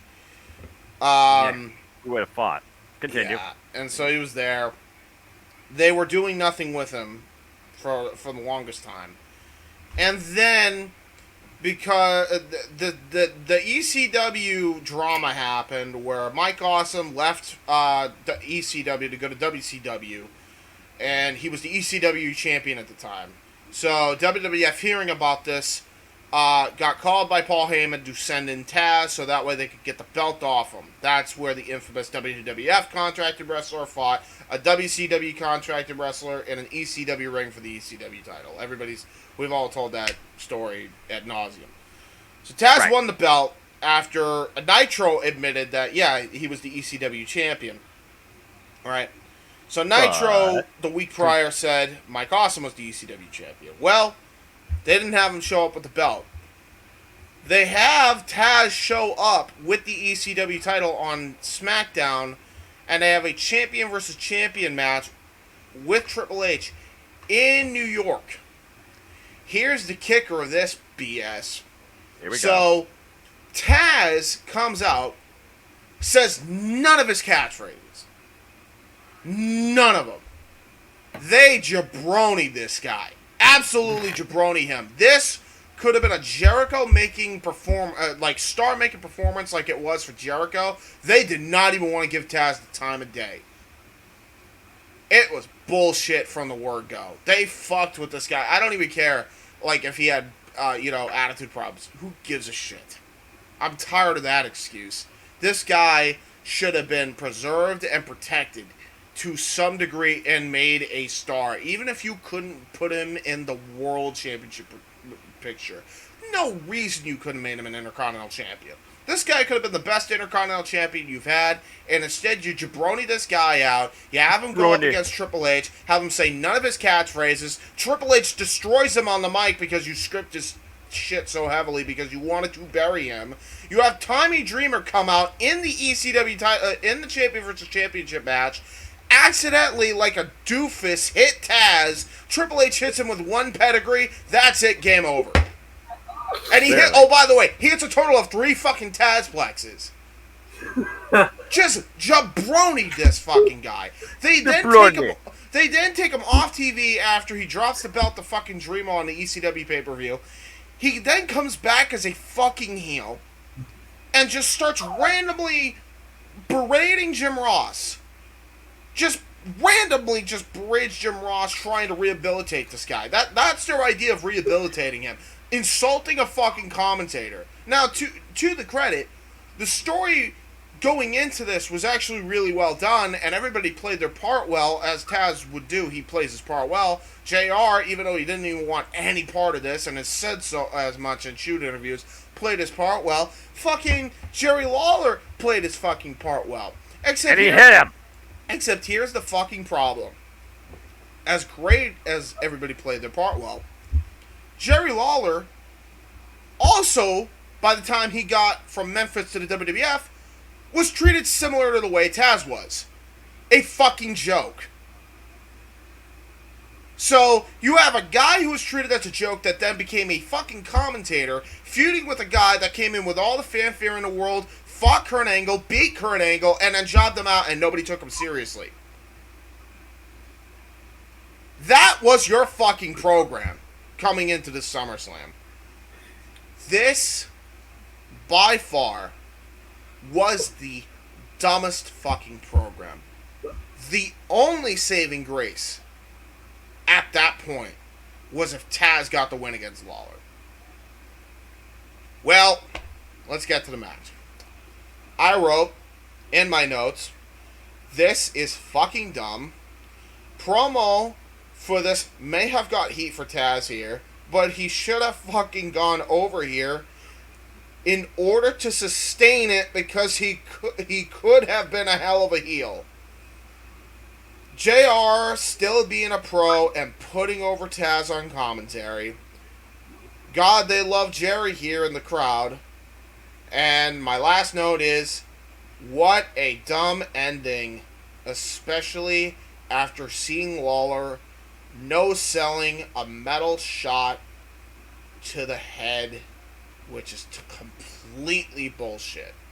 Well, can I actually tell you something else that's bullshit we didn't even talk about? Go ahead. I think it was like the SmackDown before this. It was the go-home show. JR got while he was in a car, Taz hit like a baseball bat and destroyed a window. JR got glass in his eye, and he's on this show. Right, and it's like, this was tailor fucking made for Taz to win here. Fuck the whole, the heel gets his comeuppance because he got the heat on the go home. Fuck that. That was tailor-made that this dude should have fucking won and become a vicious heel going forward. It wasn't to be. And it wasn't to be. They had him go over. Not only did they have him go over, by the way, have Lawler go over, by the way, they have him go over after he no-sells a shot to the head with a metal object by Taz. And Taz laid this shit in, by the way. Whack. Whack right over the head, no-sells it. No-sells it. JR takes a fucking glass mug or whatever after getting punched by Taz, smashes it over Taz's head. By the way, this dude has been known to no-sell chair shots in ECW. And get right back up, flip them off, and hit a Tazplex. This guy goes down for the count after this fucking mugshot from a commentator that was not even a wrestler. And then Jerry Lawler pins him 1, 2, 3. You know what I wrote after that fucking ending happened? -5 stars! And ladies and gentlemen, I might agree. I think I agree with that, to be honest. What a fucking disaster. So I think like too, one thing we didn't talk about. I mentioned earlier in the video, way earlier, Jerry the King Lawler was the babyface commentator. No, the heel commentator on this show. Not in this match. He was a face in this match. He was a face in this match, which completely fucked with the entire dynamic of the I'll say, you want to go even further than that, forget about Taz's entrance. Blind man wearing a cowboy hat. Yeah. Yeah. Well, can I tell you too what the worst part is? Let's not even forget about this part. I can't even believe I fucking forgot about this. Making fun of JR's cerebral palsy. Oh, gee, I wonder who came up with that creative decision. Yeah. Fuck you, Vince, you bitch. Can I tell you I'll tell you the worst part. The next match after this, Lawler's a heel commentator. The next match. What the fuck? About to say, you know, again, suspension of disbelief. And by the way, the referee for this match was Teddy Long. Yeah. I want to tell you something else that I don't even think about. Taz also lost to a guy that didn't even warm up or anything. He was just sitting on commentary all night, too. He didn't warm up, nothing. Came out of the table, went into the fight. Yeah, The promo package was longer than the match itself. Yeah. And was the only depth you needed in trying to give you something. This right here was the spot that literally just derailed the entire momentum of this card. It took the TLC match to bring it back. Yeah. Yeah. This match gets -5 stars for me too. Not just because of the match, but because of what happened to Taz and then ruined Taz for the rest of his career. You want to know why Taz fucking decided to take a commentary gig? Point him to this fucking match. Point him to this match. Dead serious. It's hard to argue. Seriously. If I was in Taz's shoes, I'd say fuck it to in-ring competition and just do commentary too. Seriously. Because what the fuck was the point anymore? He wasn't going to get over as a fucking wrestler anymore because they weren't going to let him. Well, did he have to step out of the ring, though, at that point? No, not at that point. But he was already slowly phasing himself out anyway. Yeah. He was barely fucking wrestling after that. Very They barely had him in any meaningful program. They had him in, like, a random fucking six-man tag. They had him in a six-man tag match at WrestleMania 17 where... I remember... Fuck me. They had this fucking guy. I remember... and he was the least over. You know what I said? I say in my notes, X-Pac might have been the least over. Taz was by the end of that year.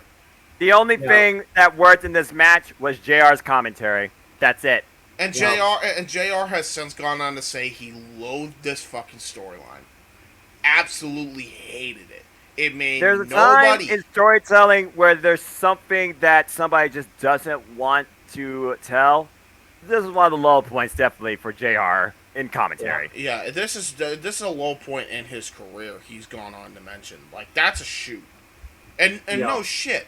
Because you know why? He liked Taz. He wanted Taz to succeed. You know why he wanted Taz to succeed? Because he's the one who hired him!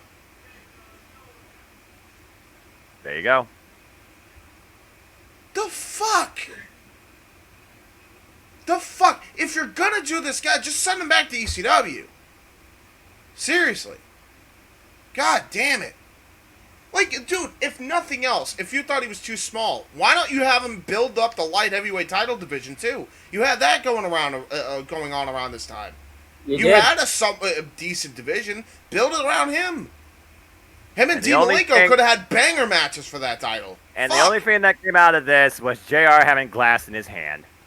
Yeah. Oh, yeah. He got injured after that, too. But I he forgot still about kept that. going through the night. So, He still kept going we through the night. got a commentator who didn't get any more over than he was already. We had a freaking wrestler completely buried, and JR got glass in his fucking hand. Great job, Mazel Tov. But I feel like now you're gonna bring that down to -6 stars after hearing about that too. No, Like, it's fucking -5. I ain't going any further than that. But that was completely atrocious. Absolutely atrocious. There's This is no one of those defending things this. that- Attitude this is Era one or of those- not. This is one of those things that should be buried with the long-lost ET video game, never Like, to be dude, seen again. even if you are not the biggest fan of Taz, like, and I know there are people that don't like Taz during that time and didn't like Taz and thought Taz was overrated. You can't deny how stupid of a booking decision this was. I know. Like, what did you do? Like, why did you even bring him in?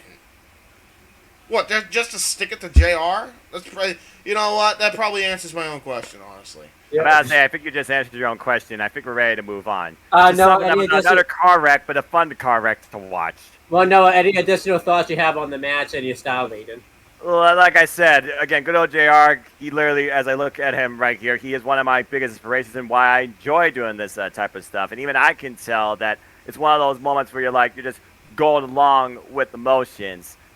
This was rough to watch, and it was rough to buy into anything based on what I know. I agree with your rating because I'm not a ratings guy. I think you all pretty much summed it up perfectly and more eloquently from the actual value of a talent standpoint. Because at the end of the day, a talent was buried.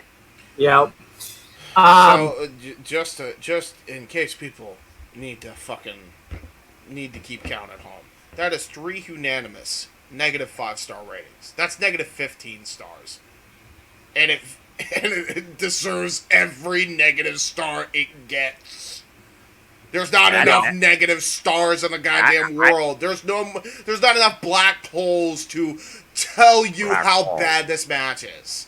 I didn't even have to go to Bowser and get my star stolen and get a star, negative star, which is, jeez. Yeah, Brian Alvarez, follow that. Damn.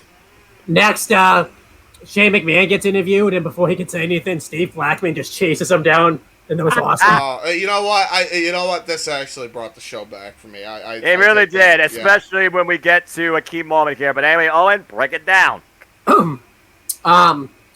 So next was the Hardcore Championship match. Shane McMahon defending against Steve Blackman. Now this time, he's getting interviewed by Lillian Garcia this time. And then passes it away again. Does the Shane shuffle again out of shot. Yeah. He just can't help himself. He always got to do the Shane shuffle. Yeah. It's the only way he knows how to move quickly at this point, James. Yeah, true. So the build-up to this match was during the 24/7 rules. Steve Blackman was fighting off a bunch of guys, and eventually he got hit in the back of the head with a kendo stick by Shane McMahon and pinned him to win the Hardcore Championship. And Steve Blackman wanted to get his hands on Shane McMahon and wanted to do anything that he could. So Mick Foley booked this match, and he suspended the 24/7 rules, so that way Shane McMahon had nowhere to run and nowhere to hide, and that way Steve Blackman would get him one-on-one. Hell of a match here. It went everywhere.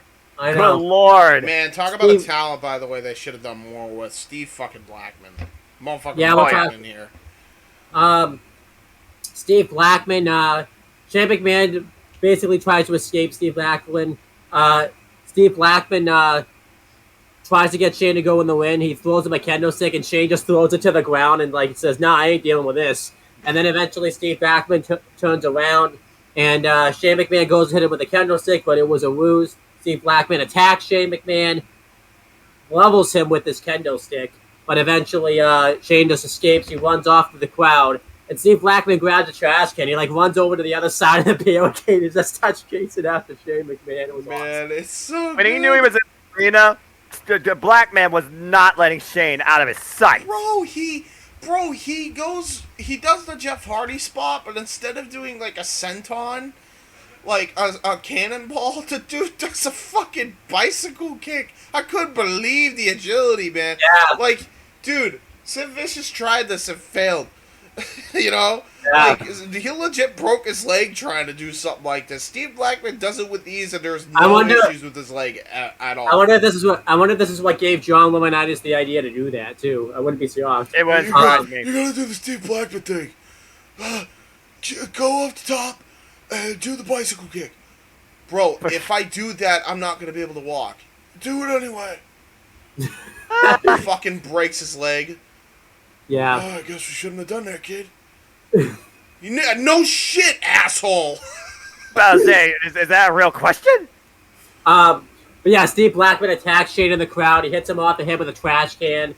He does that spot that James mentioned with the bicycle kick. He puts him in the ring. He put the trash can over his head. He grabs like I don't think it was nunchucks. Dude, it's crazy. Yeah, it's like fucking like karate sticks. I think it's like martial arts sticks, and he's just wailing away on him on stage. He's just like bang, bang, bang, bang.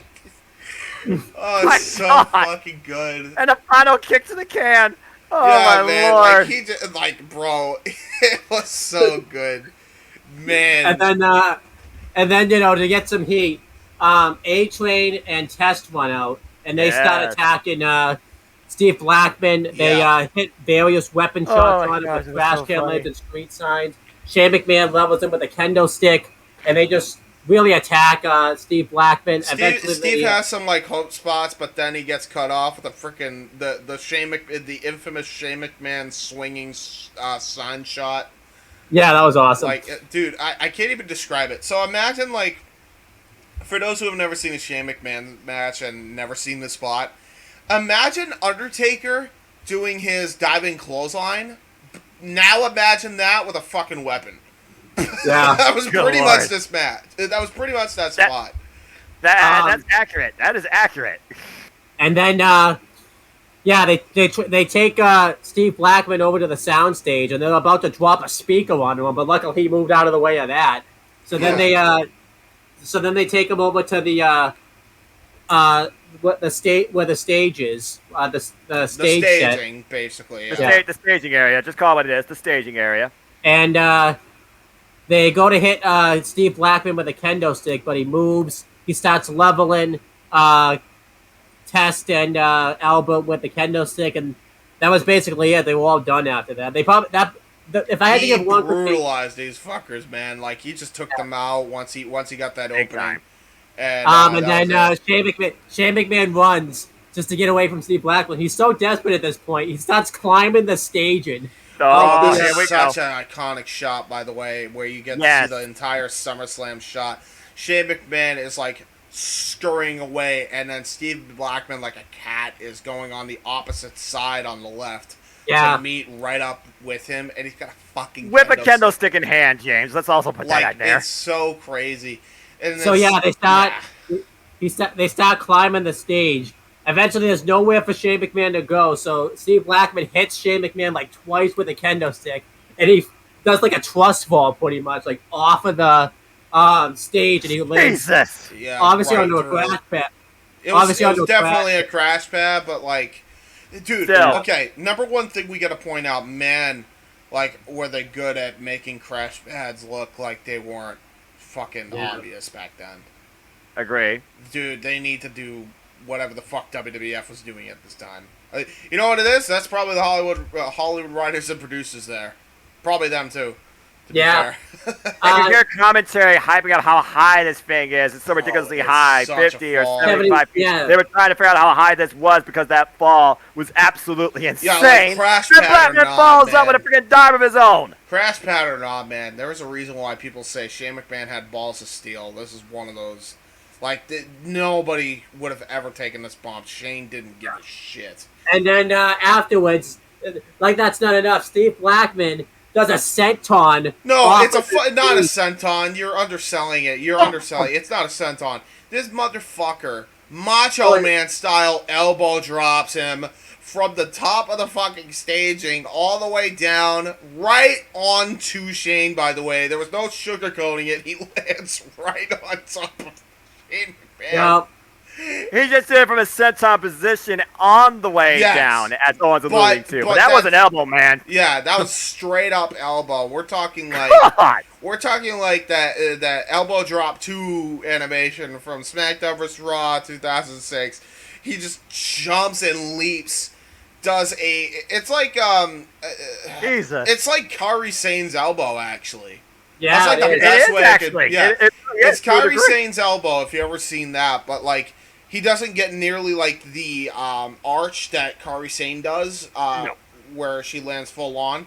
But the point being is he gets enough of it where he just straight up has his elbow right through the heart of Shane, and it was that ends awesome. the match. As I'm looking at the replay right now, just watching a human body fall like that is just. It was perfectly flat, too, so clearly Shane was like, yeah, crash. Yeah, man, that had to have hurt him for a couple days, Shane. Like, that was a brutal fucking elbow. Like, that hit him flush in the chest, dude. Oh. Fuck me. That was brutal. And then, oh, my Lord. Yeah, he covers Shane McMahon and obviously gets the pin and becomes the new hardcore champion, but won a match, great match here, 4 stars. It was a hell of a hardcore match. That was a 4-star hardcore match if I'd ever The seen leap of Blackman off that thrust with the elbow rotation-wise. Oh my gosh. I loved everything about this. This was brilliant. My only notes here are the opening of this is great. I mentioned the barricade bicycle kick. Oh, one of the spots we fucking forget. Steve Blackman during the early portions of the match, I can't believe we forgot to mention this. Does a fucking spinning back fist with the fucking trash can lid onto the back of Shane's head. Holy shit. That was great, man. Yo, Eddie Kingston should take notes on that one. I know. Hardcore match, just take this from Steve Blackman. Yeah. Noah, any additional thoughts you have about the match? Shane McMahon is bloody insane, to say the least. And Steve Blackman, he literally could be in any karate movie with the speed and the agility and the intensity that he brought. I am absolutely stunned he got no roles in any Steven Seagal movies. Right. Dead serious. I'm shocked he didn't. I'm shocked he wasn't in UFC after that. Like, I'm shocked he didn't get any other fucking role after wrestling. Like, this dude... Like, what is he now? He was a bounty hunter or a cop now? I think he was a cop. He's a cop. At one point? Yeah. Yeah. Like, this dude should... No, man. This dude should have been, like, full-on, like, in movies and shit. Dead serious. So as for But yeah, this was definitely a 4-star for me. This definitely picked things up for me. This was my favorite thing so far in the entire show. This was insane. This was great. And then, as for where both guys are, we mentioned Shane McMahon before. Steve Blackman, I believe, would basically be out of the company by like 2002, 2003-ish. Which is such a damn shame. Fuck. I know. Especially too with like... He had head cheese too and that was over. Like, it was so dumb. That was such a dumb thing. By the way, if you don't know if you don't know you had to bring that up. You had to bring that up. If you don't know what head cheese actually means, don't look it up online. Anyway. The right to censor. Yeah, right to censor, right to censor. Warning. And then, I swear. James is broken himself, ladies and gentlemen. What do you mean? You're the one that said horny. Fuck. That was great. You're the one that said it. Yeah, he went on basically to just not do any martial arts, not do any combat sports at all. Became a cop. I think the last wrestling appearance he made was at the 15th anniversary of Raw in that Battle Royal, and that's it. Why? This guy was so good. He should have been a way bigger fixture on television, dude. He was really like underrated as a wrestler. As an entertainer too. Like, this guy, yeah, he was definitely a no nonsense type of dude, but man, like, especially with strangling Shane McMahon with a freaking leather strap around his neck. Yeah, dude, like, he could have been great. Yeah. Oh, there was a point in the match, by the way, I forgot to mention, where he says, "Where's the fucking trash can?" when they brawl into the crowd, and the crowd's holding it for him. That was hilarious too. I agree. But yeah, man, fuck me. I wish they did more with Steve motherfucking Black. Yeah, he was so good. I feel like if he came in like nowadays, they would have done so much more. Oh yeah, he would have been opponent for Brock. Yeah. 100%. Bar none. Yeah. Bar none. Instead of Cain Velasquez, it would have been a better match. Yeah. Yeah, you're not wrong. Well, I don't know. It's Brock in Saudi. He doesn't have very good matches in Saudi. I think he wants to get out of there so quick. So To be honest, I don't blame him. You know what? I wouldn't blame him. You Yeah. got a fair point. I wouldn't blame him. He's got he got kids. Stephanie McMahon then's backstage, and Panicking. she's worried about Shane McMahon after obviously Shane. falling off the stage. And Kurt Angle comes in and comforts her, gives her a hug. Mick Foley comes in. He's like, "Am I interrupted anything?" And Stephanie McMahon's trying to downplay. He's like, "No, nothing. I just want to go check on Shane. I want to go check on Shane." And I love Mick Foley. Like Stephanie McMahon asks, "How's Shane McMahon doing?" And Mick Foley's like, "Yeah, he's not looking too good out there. He just fell right on his keister. It's not looking too good." It was fucking amazing. Because okay, there was so much shoot here. Like Foley's like, "Yeah, I've been there." He just like, I mean, I saw that actually happen, and he fell pretty hard on his keister. yeah, he fell pretty hard on his keister, and he might have a broken ass. You might want to go check on him. So he fucking brings her in. He's smiling. He's like, "Yeah, I've been here." He's got some We're guts. talking I'll about give the him hardcore credit. legend, Mick Foley. Bro. Just saying. That was what a way like to put over Shane, man. Like when you just get that smile from Mick Foley, you're over. That's it. yeah. That's all Yep. it is, man. Like that was like a ringing endorsement from a legend, man. Like that was a really good way to. I can't think of a better way to get Shane McMahon over than how they did here. I'll tell you right now. No argument there. I mean, he was probably over before this, man, but like he It was shot up, exceptional James. here. It shot up. Yeah. It shot up. Next was the 2 out of 3 falls match. It was Chris Jericho versus Chris Benoit. Man. This is what I thought was the Intercontinental Championship match. It should have been. It probably should have been. Probably should have But been. continue. European title at least. Yeah, Something for these two. Are you kidding me? but yeah, pretty much this was immensely personal. Chris Benoit started viciously attacking Chris Jericho with much aggression going into the match.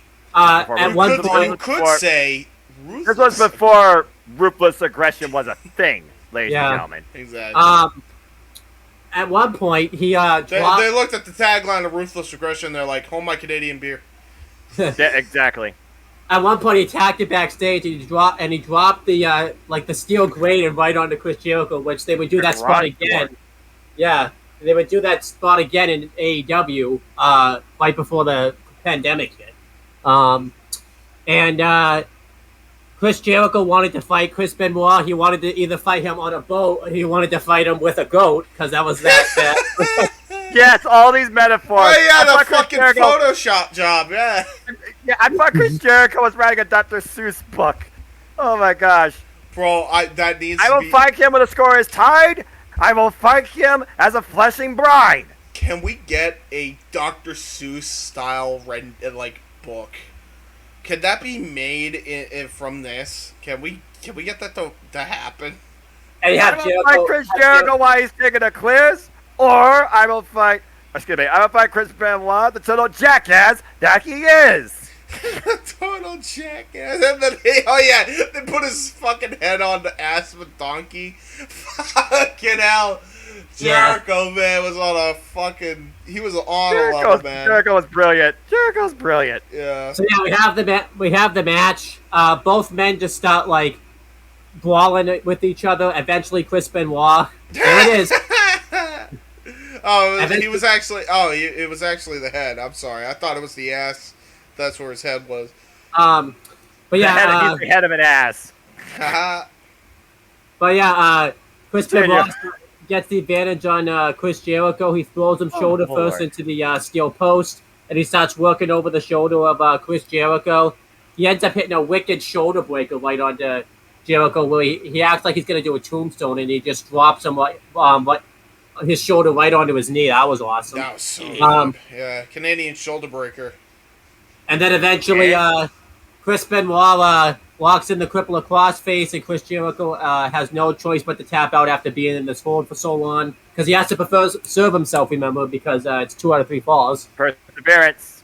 But Benoit does not let up though. He continuously attacks Chris Jericho. He gets him again to the crossface, and he has him in this crossface for like 3 minutes. It doesn't sound long, but to be in a crossface for that long, it's a long time. And he's like, normally when you have a rest spot, you don't think of a finisher being a rest spot. It is a rest spot here, but like the way I can't describe it. The way Benoit and Jericho is able to like pull this off is like he's in this hold for an absurdly amount of time, but like there's like He's little still beating him down. right, and there's like little mannerisms that like Benoit's doing, and that Jericho is doing to sell it that like make this like must see. As opposed to like your chin locks and like your nerve pinches or like headlocks at the time, like the only thing I could really compare this to before they just overplayed it to death was probably like an Orton headlock, which pretty vicious, but it's like nowhere near a Benoit crossface as a fucking rest spot. Like I don't know how I could really describe it, but they make every minute of that rest spot count. And you wouldn't even think it's a fucking rest spot. I know. And then Jericho eventually gets to the ropes, and he starts mounting a comeback. He hits a release German suplex onto Benoit. Flying. Yeah. And then eventually Jericho gets him into the walls of Jericho, and Benoit taps out right away, just so that way. Well, not right away, but it was... I say right away for Benoit, because like you wouldn't expect Benoit to tap out as quickly as he would, but he has to preserve himself as well, because he has a whole other fall to get to. Yeah, exactly. And then they just start going ham on each other. Jericho hits a suicide dive. He hits his Jericho like drop kick. Benoit hits a wicked dragon suplex right onto Chris Jericho. That was awesome. So and then eventually the finish happens when Jericho goes for a roll up. And Benoit reverses it into his own roll-up, and he puts his hand on the rope. And Benoit wins. Yep. And, As he was the dirty heel in this scenario. But keep in mind, he was working alongside Shane McMahon. Let's not forget that. I mean, he did drop a garage door on him. I feel like that's obvious he's a heel. I don't think a babyface is dropping a garage door on someone. Right? So, well, hey, I don't know, man. I mean, that Photoshop job was kind of lethal, man. I do that. No, I'm kidding. As Benoit, you can only imagine how much he was simmering when he saw that and just clapped from the stage, knowing that these two are finally going to face each other in the ring. Benoit's world. Yeah. Yeah, great match here. I gave it like 4 3/4 stars. It was awesome. Yeah. And to think these guys hated each other for the longest time IRL until they just had so many great matches together that they're just like, you're cool. Yeah. You're a pain in my ass, but you're cool. You build that sort of respect and that sort of trust with your opponent. What could be looked at as a rival by the fans could actually be inside that locker room a friend. And that's really what this became, because when these two got in the ring, you could see how much they truly were able to fine-tune with each other. We talk about on Open Mic Night, James, how maybe matches are rehearsed, but then there's that trust connection of how you develop the match in certain scenes. It's not like it's play-by-play. These two went tit for tat, move for move, counter for counter. We're talking about graduates out of the likes of the Heart Dungeon. We're talking about master technicians here. This was brilliant. And the fact that it ended under heelish demeanor left so much more to be desired. Yeah. In storytelling, the context and the decision of this match, the way that it was found, made sense and left us wanting more. Yeah, and boy, did we get more. And the 2000 to 2001 story of Benoit and Jericho, like, okay, they single-handedly rejuvenated the mid-card as well. So the mid-card shot up because eventually they would finally start taking the IC title seriously because of what these two were doing. So eventually they would have the feud over the Intercontinental title to a Royal Rumble match in a ladder match at the Royal Rumble. They had a 4-way with those two, along with Eddie Guerrero and X-Pac, which is also extremely underrated on No Way Out 2001. They would have another match for Jericho against Regal. Jericho would eventually lose the title to Triple H, right? Triple H then drops it to Jeff Hardy. Like, that all started because of Jericho and Benoit. That doesn't all that doesn't happen if it wasn't for Jericho and Yeah, Benoit. absolutely. And then Jericho and Benoit, not only that, but then they become a tag team. And Oh yeah. An effective tag team. Let's and, put it and, out there. and quote me when I say this, the best out of the original 3 TLC matches that they had. This is the best one that they had. It's hard to argue. You could argue that these matches, the TLC matches, were great, and they were. But Right. while the TLC matches for pure spectacle is a 5-star, Jericho and Benoit made that 6 because they were the ring generals, putting everything together, making sure everything makes sense, and the other 3 teams that have been in the original 2 TLC matches went along with everything. And it's a thing of beauty. If you have not seen this match from SmackDown, seriously, go out of your way to fucking seek this out. This match is so good. Yeah, it's awesome. Yeah, then as for my star rating for this match, I give it like 4 3/4 stars. It's a hell of a match. It set the table for like an even better ladder match at the Royal Rumble, and there's so many other matches that they would have with each other. This was the premier professional wrestling match on this entire pay-per-view card, and all you were missing pretty much was, if it wasn't going to build from here, a definitive decision. But again, slow burn something. Don't give it all here. Even though you want to steal the show, don't overshadow the WWE Championship main event, which again was supposed to be the biggest story going into this pay-per-view. So I definitely agree with your rating, and I agree with the approach and the finish of this match too. And for the record as well, let's just add to this as well. This is the point in time where I thought to myself, while there was hiccups sometimes in the show, smorgasbord of wrestling is not a bad thing. Let's stop pretending like it is IWC. That's for people saying that AEW providing that over the last 3 years was a bad thing. It's not. This is a living example of that. I also wrote 4 3/4 star matches. The only notes I really took was Jericho is over as fuck, girl Titantron at all.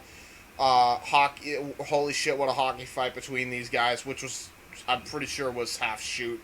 That started the match. That's all I wrote down. I was just sitting there and just enjoying the ride, really. Yeah. Yeah. Then Triple H arrives.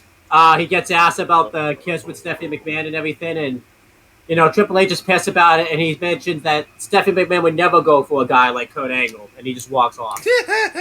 Well, he got his way eventually. Yeah. That's for sure.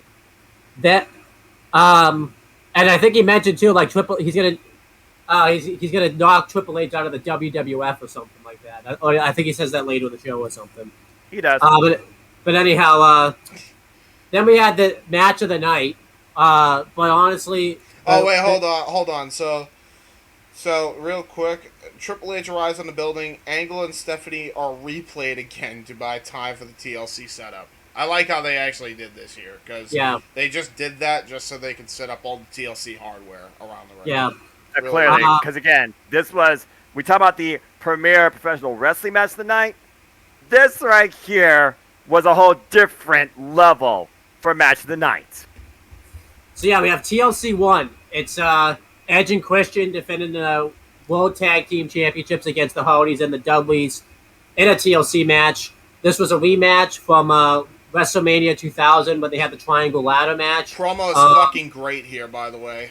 As I'm looking at it right now, you have Edge and Christian with the chairs, taking out both the other teams. And, of course, being themselves, for those with the benefit of flash photography, for those that remember what a Kodak was. And then you had the Dudley boys bringing the wood with the tables, and the Hardys bringing the ladders. And you have both these teams crushing the champions. Yeah, man. And here we are. And, by the way, Mick Foley, who by this point was commissioner at this point, made this match official. Can't think of a person better in kayfabe to make this match official.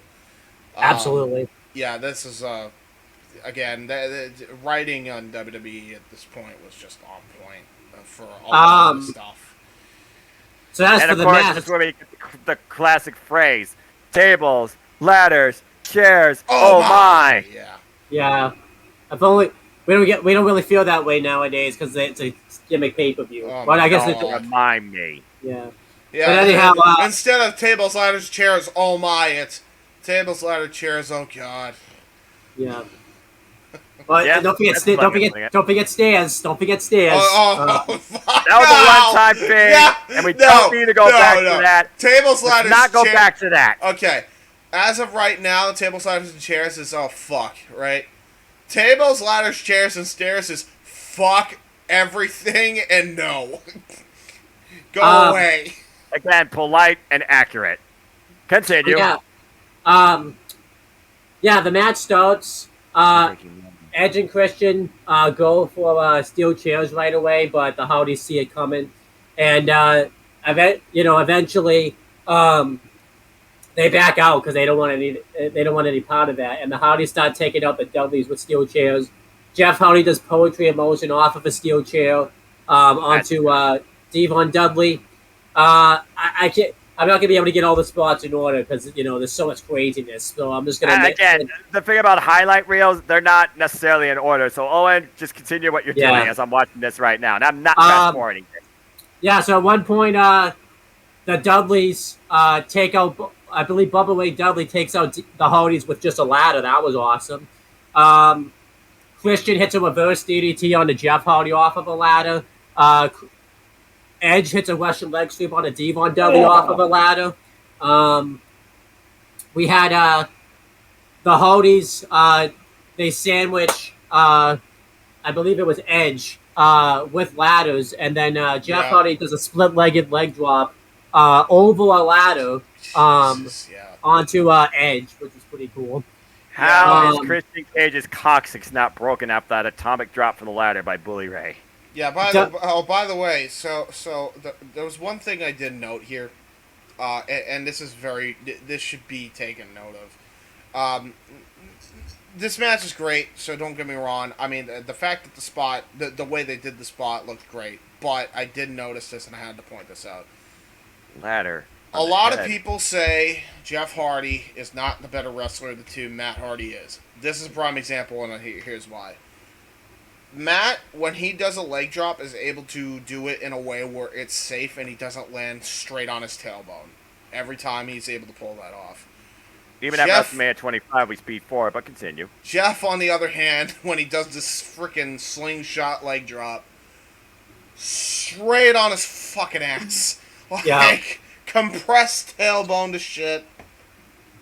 There it is. I mean, yeah. James, WrestleMania 25, we saw it happen before our eyes. Jeff literally broke himself. Yeah. No shit. And that was the end of the match.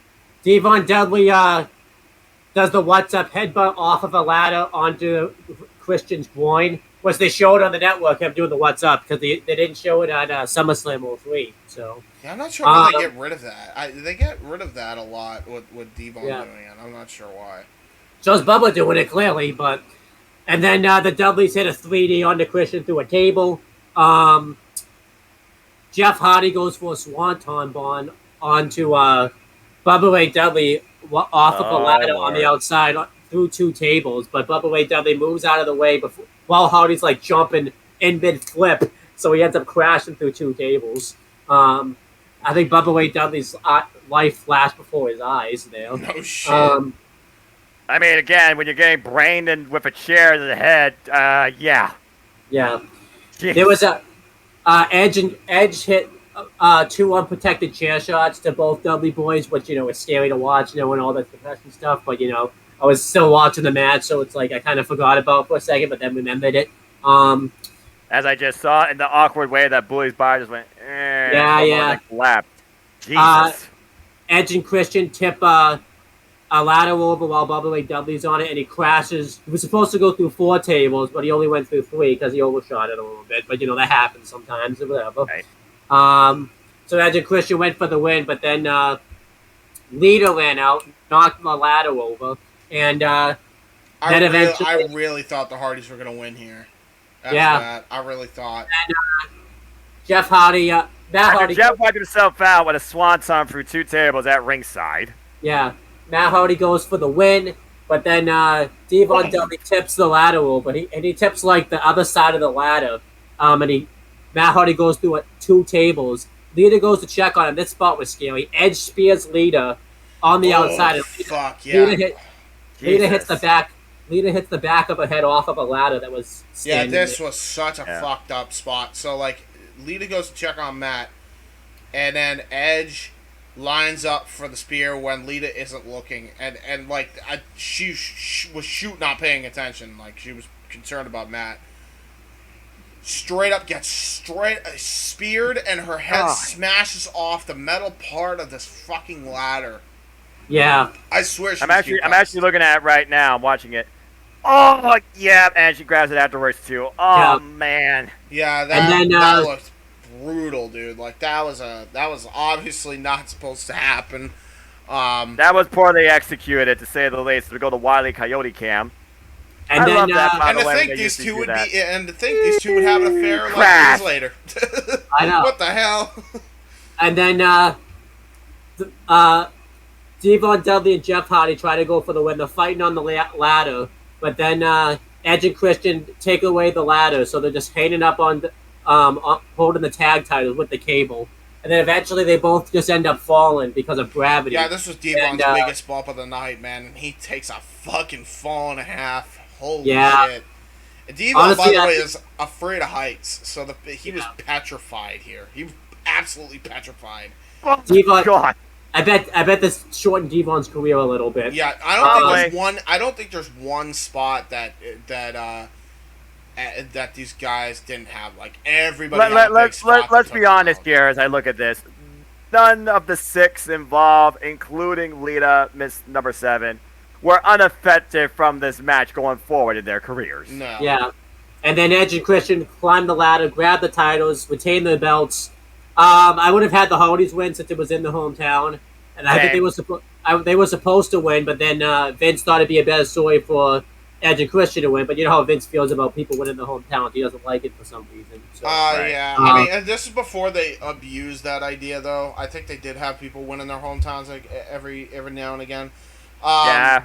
So this was different. I think there was a good call anyway here. Yeah. 5 stars. Holy absolutely shit. Awesome match.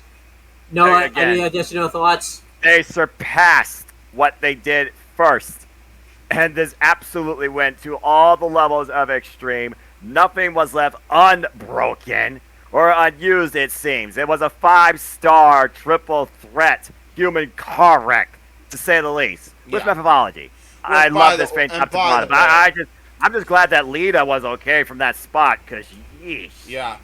By the way, JR, what a soundbite guy, man. Like, JR was on point for this match, and it showed. Like, the sound bites that you have in this are great. And every TLC match is called by JR. Yeah.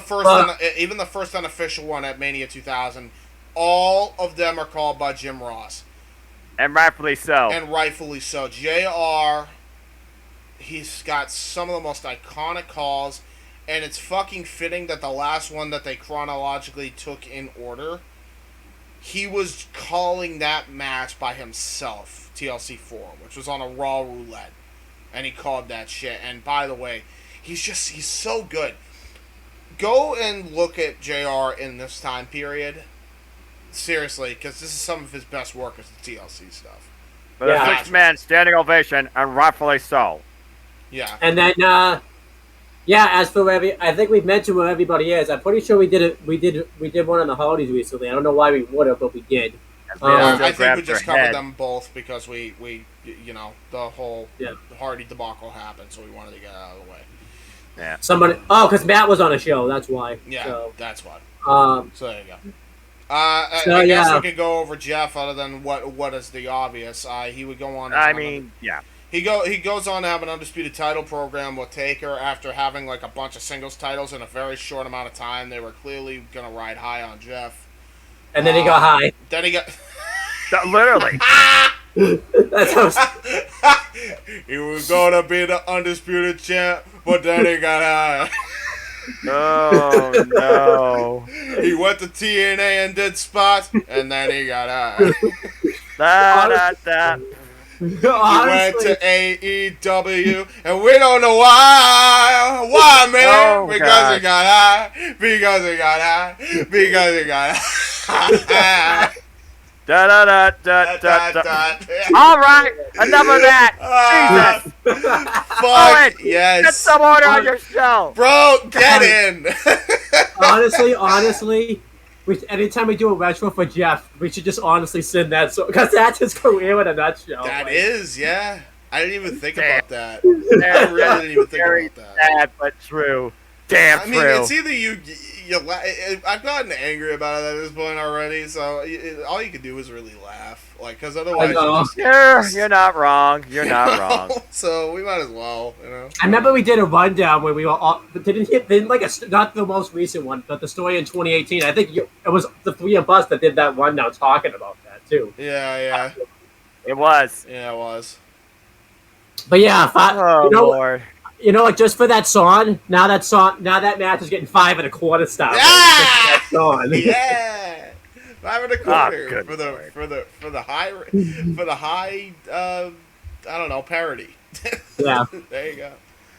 Uh, Shout out ICP. I think that's they're the one that created that song, right? I don't know. I think it's Isn't that Afro. ICP? I thought it's Afro Man.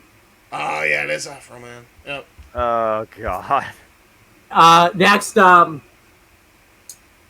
some reason I wrote the K, but not the cat. I must have misspelled it. But it's apparently it's one of my. K for Kellogg's or K for Oh. No. Jerry's other moment. Here, kitty. Yeah. So it's the K. I'm saying the K, but it's really the cat. But it's the K. the K. The K with Al Snow versus Terry Reynolds with Perry Satin. Hey, you it is think the reason six-way why you star. called it the K is because you didn't care about the smash, or you're just like K? I think that's what happened. Yeah. I care more about Botch, the backstage segment that happened before where Triple H is talking to Stephanie about what was with the kiss. That's after that. Oh wait. No, that's after. before. That's before. Yeah. But Stephanie McMahon Joe and Triple H argue about the Kurt situation. I think Kurt. Oh no, that's later on. Yeah, you're confusing the later on segment, which It's later on. I know. Yeah. It's later on. With the Peacock phone like to call. restructure The things bo- though, and literally Triple H talking about that Stephanie stay away from Kurt Angle, don't want you anywhere near him, and then Stephanie, pleading her love, blah blah blah blah, and then we go back into the arena. So Peacock must have restructured it. Yeah, they did. Yeah. By the way, and this is legitimate. And there's the K. Yeah. By the way, this is legitimately the match advertising. Match 8. I believe it's for the women's title, but I didn't bother to jot that down because they really didn't care. It was a kiss my ass match. The K versus Terry Reynolds. No, it's a stink face match. I'm sorry. The same fucking thing.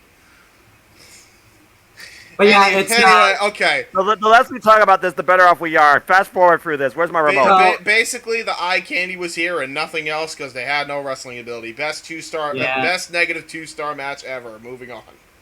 There you go. As for where, just a bad match. It did set up Al Snow versus Perry Satin for the European title, but I would have just preferred that than this match. By the way, just to talk about where everybody is now. Terry, I think we covered already. We mentioned Terry Reynolds. The cat, I don't think we've talked about. So the cat, I don't know what the hell she's doing now, but she would last a little bit longer. Jerry was high on her because, well, it was his main squeeze until she wasn't. But by that point, Jerry Lawler had already gotten himself fired because the cat was kind of being difficult to work with. Yeah, and then she got so then her and Lawler got a divorce, and then she eventually went to work in real estate. I don't know if she still does that, but Real estate? Yeah, why not? Yeah, go get the money. Interesting pursuit.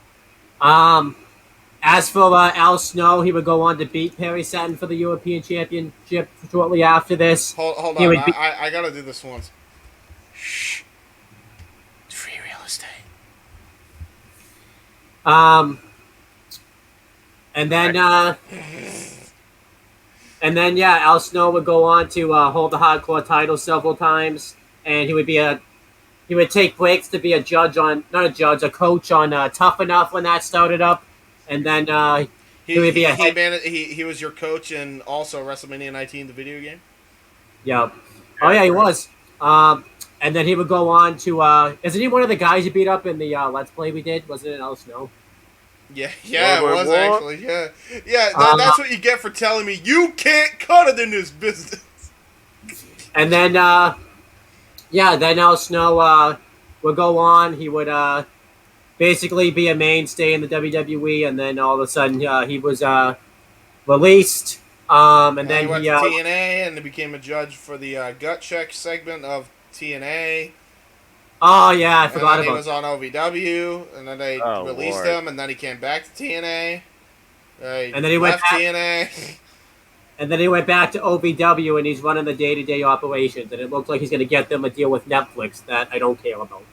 Who cares about that? I'm like, fucking tell us how you really feel. And then as for Perry Saturn, shortly after this, he would have that incident where he accidentally launched a powerbomb on a jobber. So, he got no, that's not what it was. Okay, so the jobber botched a scoop slam on him, and Perry flipped his shit and started shooting on Mike Bell. That's what happened, and then he got moppy as a result. Yeah. Oh, I remember Moppy. We all remember Moppy. He made the most of it too, man. Fuck me. Why didn't you do more with Saturn, man? And then he got released. You're welcome. And then he got released, and then I don't know. I don't know what he's doing now. He's just chilling at home. So. I think that's about right. He makes spot shows every now and again for indies, I think. Yeah. He had like a short accurate. TNA run in like the early NWA TNA days, maybe, I think. Yeah. Take.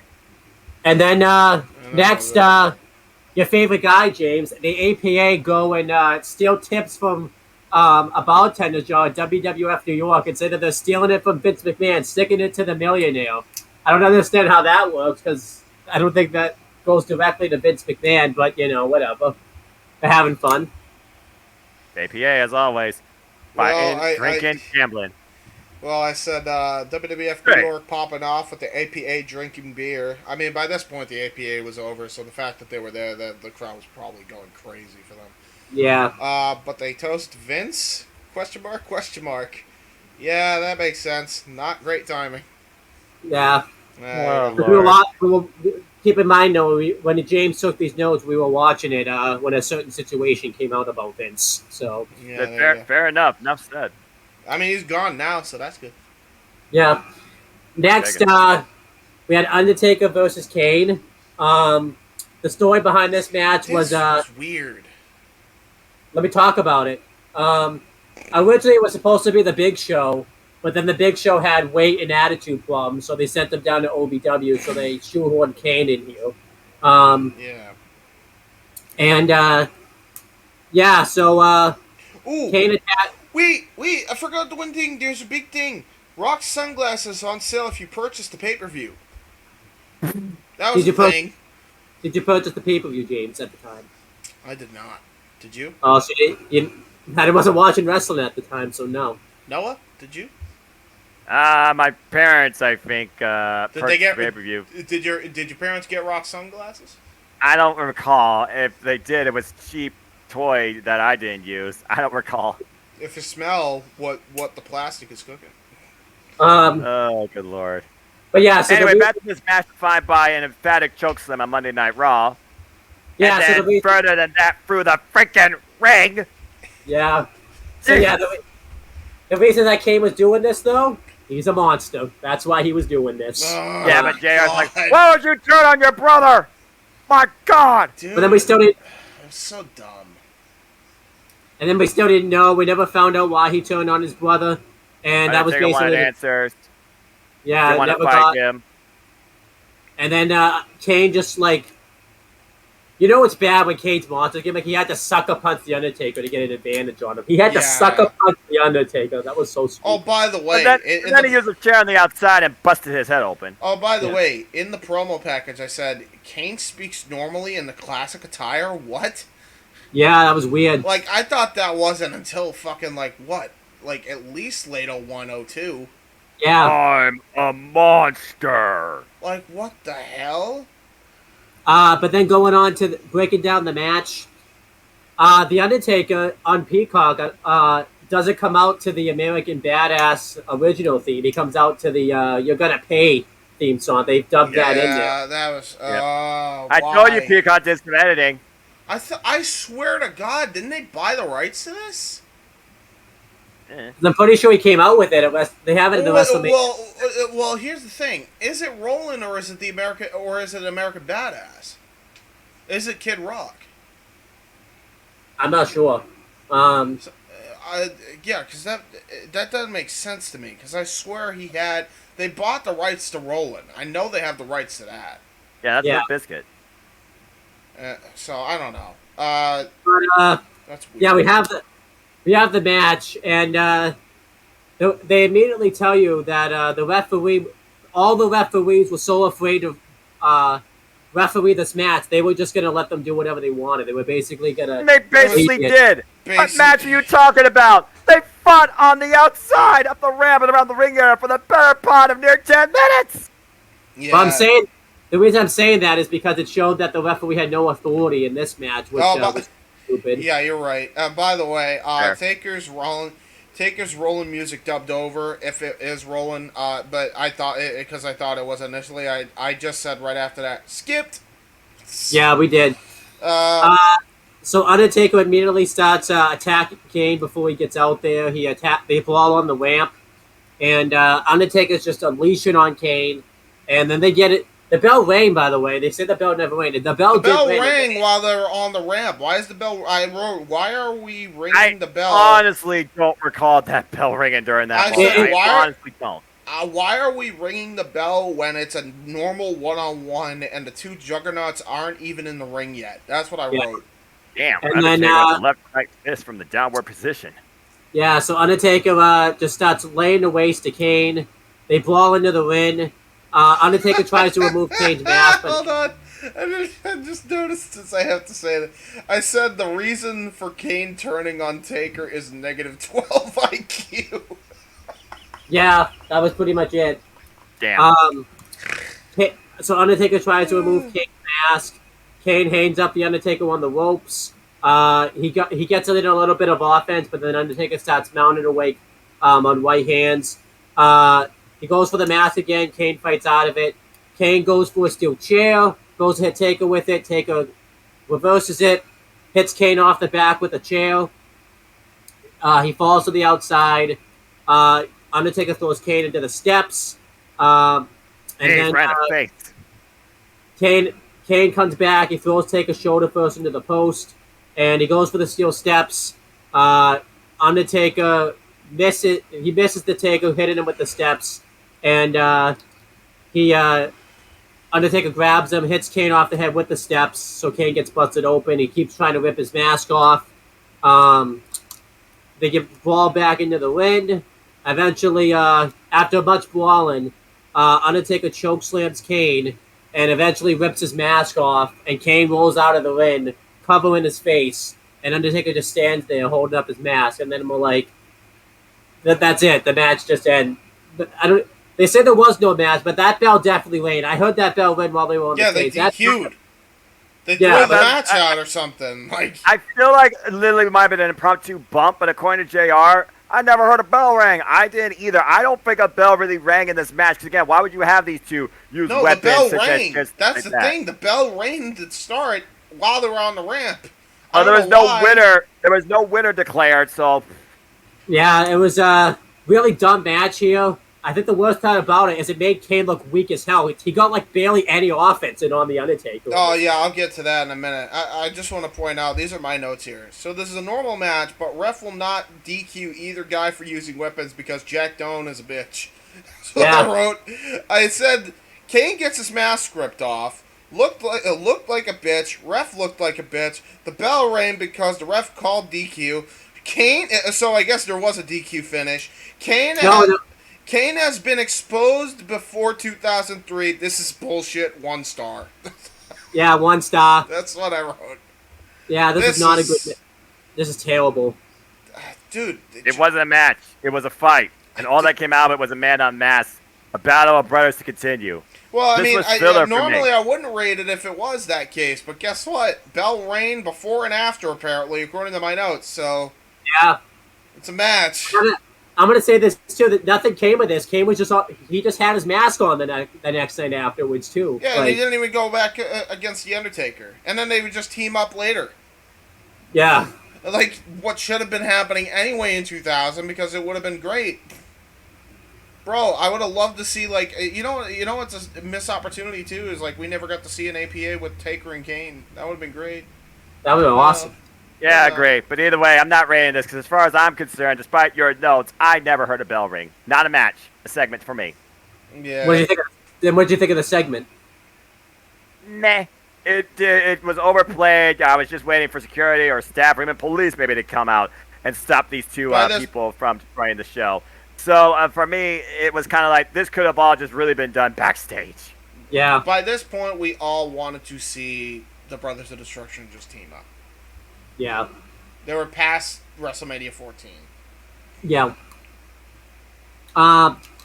Next, Kurt Angle's backstage. He's debated on calling Stephanie McMahon, and he does. And Triple H is doing all the stuff that Noah said, telling Stephanie McMahon not to go inside, saying that he's going to destroy Kurt Angle and stuff. Then Stephanie McMahon's cell phone rings, and she answers it, but she acts like it's not Kurt Angle on the phone. She pretends that it's Linda McMahon, and she makes a point to say that she's with Triple H, so that way it's not obvious. And Triple H then Hunter's like all excited for some reason. Keep in mind, and I didn't even take this in my notes, but this is the same woman that tried to screw the entire McMahon Helmsley regime, like not even like 4 months prior. And he's like happy to talk to her. Hey, let me talk to her. Like, I know, it's awesome. Like they haven't talked in ages or something, and they're like bygones be bygones, I guess. That's weird. Your mom just hung up on me. Yeah, your mom just hung up on me. She was like confused. Click. That was awesome. That was fun. I loved it. That was hilarious. I loved it. Critical like, I wish they could do more segments like this because they have FaceTime and everything like that nowadays, and they don't do it. Oh my god, that would be hilarious. Are you kidding me? Yeah. Imagine Triple H trying to get if he saw that it was Kurt Angle like FaceTiming and stuff, like what he would have done. He would have like destroyed the locker room. Like, yeah. But yeah. We'll get to that in a moment because literally this was it, guys. It was time for the main event. So the main event's the WWF Championship match. It's The Rock defending against Kurt Angle and Triple H. We've kind of broken down the storyline. The Rock doesn't have much to do with the storyline, but let's just talk about this as just an example of how WWE makes stars. The Rock's so overshadowed here. He's so over, it really doesn't matter. It didn't matter. I'm so glad you mentioned it. Matter at all. They had built him up in meaningful storylines up to this point for the last, 4 years, right? So he was over, automatically by the time he was a babyface and he won the belt in Backlash 02. You could have had this dude do anything. People would have ate it up. Just picture, by the way, in 2012, had they done this with CM Punk when that whole AJ Lee thing was going down, the same thing could have happened. But because they did such a piss poor job building up CM Punk, when Punk legitimately says, "You treated me like a piece of shit as a champion," there's absolute validity to that because all you have to do is go and look how they treated Dwayne back in, the Attitude Era. Right, And but Austin in the speaking of Attitude Era. Dwayne, that chair shot to the back of Triple H fawned on Stephanie, and they were both in a unique position. Oh, just boy. further added to the storytelling, to say the least. I'm looking at the promo package now, like, oh my. Yeah, speaking of which, I actually said that in my notes. Funny and good promo packages here, for sure. This is very good, and it's funny we mentioned that The Rock didn't have nothing to do with the storyline because he literally didn't need to be anywhere near this, really. He could have just done his catchphrases or whatever, but he, like, started and teased that dissension between the two. So in reality, he actually looked like a smart champion, really. Kurt Angle comes into play as a friend that cares about Stephanie, that respects her emotions, that cares about her safety, including saving her from a bubble bomb through a table. But then Triple H sees this, and here we go. Right. I think the best part about it was The Rock doesn't... Best friends, right? The Rock doesn't even appear in a promo segment or anything on this show. This is the first time you see him, and he's just so over. Like, it's so crazy. Like, Roman could not get this over in this heel gimmick, in his heel character if he tried. That's how over it is. No way, man. And this promo package, this story had all the emotions, from love to betrayal, to envy, to joy, to absolute sadness, to anger, to animosity, to a Vince McMahon realization. And here we stand. Continue. As I'm looking at the video package. Yeah. Kurt Angle. So the match starts. Kurt Angle comes out. He grabs a mic. He cuts a promo saying that he should probably apologize for his actions on SmackDown. But he says that he's not going to apologize because if he had any regrets, and if he did anything with hesitation, he wouldn't have won those gold medals to begin with. And I'd be like every one of you people sitting in the audience. And it's like, holy shit. What a promo by Kurt is what I wrote, man. Like, it's crazy. Number one thing, also, no DQ because it's a triple threat rule, so that's good. But yeah, Kurt coming out, cutting the promo he cuts here. Yeah. Man, what, like, they had so And that many last good line, characters. by the way, that was the proverbial straw that broke the camel's back. That camel being Triple H, who came out and obliterated him. Yes. Yeah, so Kurt Angle starts shit-talking Triple H and saying that he couldn't please... Triple H... Kurt Angle says that he could please Triple H on his work, significantly better on his worst day than Triple H ever could. And then Triple H comes out, and they start... Man, after he says that, the crowd is booing the hell, and Triple H gets a big pop. Like, they're waiting to see him kick his ass for this. He kissed the man's wife after Stephanie Man inadvertently hit the steel ring steps, was taken backstage, shut down by Triple H, who then left, and then next thing you know, Kurt Angle and Stephanie get intimate. Yeah. Yeah. So then Triple H comes out, him and Kurt Angle stop brawling, and eventually it leads over to the Spanish announce table. Triple H goes for a pedigree, and I think he was supposed to hit the move, but the table gave way, and Kurt just landed right on his head. He got concussed from this, by the way. Yeah, he did. I'm not surprised. So, they had to stretcher him out. I think they were just trying to buy time for that. Yeah. The Rock comes out by this point, and then it's just all what Triple a H. pop, by the way, for The Rock, as you said. Oh, my God, it was so loud. Like, Austin levels, man. There's a reason why the main event of Mania 17 was those two baby faces, which really should have stayed that way by the end of the match. The crowd was eating them up, man. Like, they were the two top dogs of that company by that point. The Rock comes out, and he just starts laying in right hands on the Triple H. They stop brawling. Eventually, Triple H gets the upper hand on The Rock. He drops some ribs first onto the English announcer's table. And while this is happening, Kurt Angle's being stretched out. And I assume, I'm just guessing here, that the stretching out part might have been meant to happen. I'm not really sure. Because Triple H runs over to the, stretcher.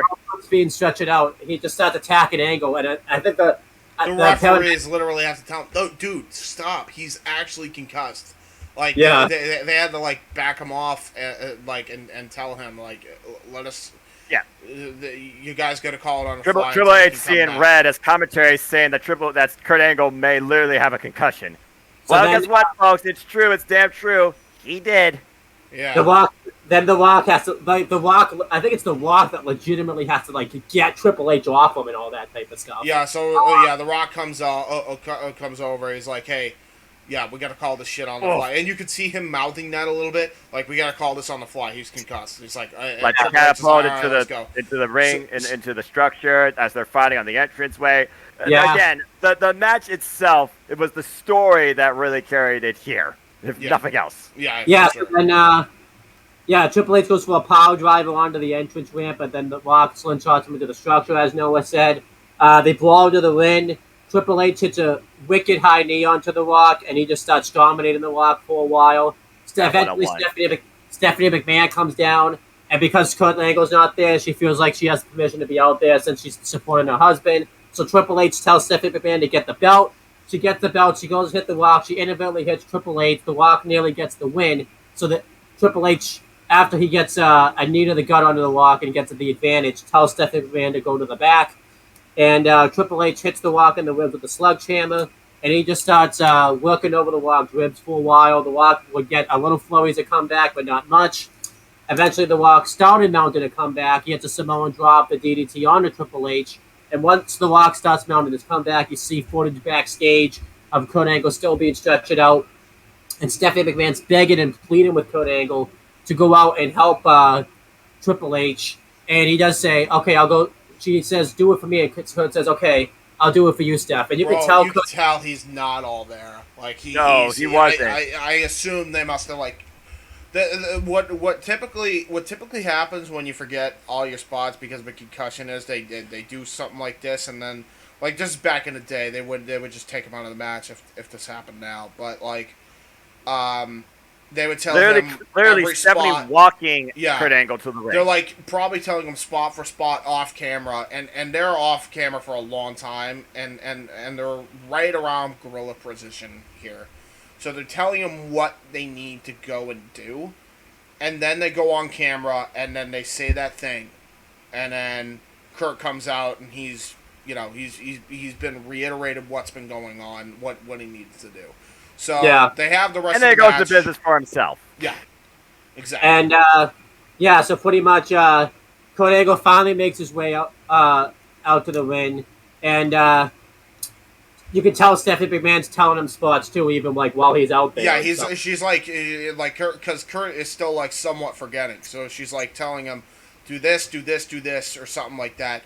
So he goes and does it.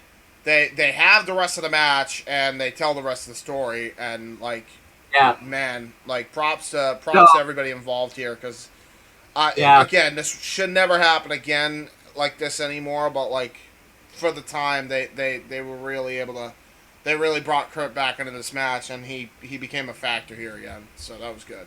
Yeah, so Kurt trips The Rock and allows Triple H to hit a pedigree. Kurt pulls Triple H out of the ring, throws him into the steps, goes to get the win himself. And I think you could tell because Triple H went to get the win, he had to look to make sure like Kurt was in position so he could break up the pinfall. Yeah, like they were helping him as much as they could to carry him through the match. And then Kurt kind of wrestles the match for a bit, and I think I noticed this. James actually didn't notice it when we were doing the Rock control on. The Rock does a neck breaker to Kurt, and he goes for the cover, and Earl Hebner has to like grab it, like he has to tap him to like kick out pretty much.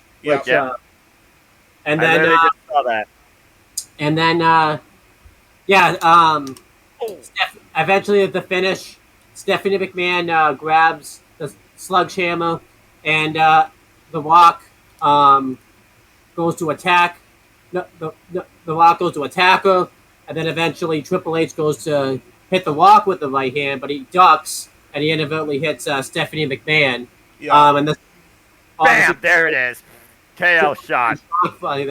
So it allows Kurt Angle to hit Triple H with the sledgehammer. The Rock hits a rock bottom on Kurt Angle, throws him out of the ring, and then he hits a people's elbow on Triple H, covers, gets the win, and retains the WWF Championship. And it was just a really good match here, all things considered. I thought they pieced together a really good match with Kurt Angle getting his concussion. I gave it 3.5 stars. I did too. Storytelling was really good. Noah, any additional thoughts to the match? I just love the fact that Stephanie McMahon was laid out right next to Triple H, and The Rock was like, okay, I'm just going to finish this thing. I'm going to pin your husband. Yeah. Again, the match here was really carried more so by the story because, again, there was a very dangerous situation that was occurring with one of the competitors here. Kudos to Kurt Angle, who stayed in to the very end, and everybody who tried to make sure that he still was able to follow through on what was needed to be seen too. As somehow he wasn't aware enough to carry Stephanie McMahon out of the arena, continuing this narrative that was far from over. Yes. I enjoyed the match and the approach that it took. It may not have been necessarily what we expected on paper, but in the end, it still worked, and I did not see The Rock losing. And 3.5. Yeah, and I said a creepy ending from Creepy Cart. Oh yeah, because he carries Stephanie McMahon to the back afterwards. Yes, which, he does. what a trooper he is that he was able to do that. I think one thing that couldn't have been easy for him, honestly, with the freaking headache he was having for sure.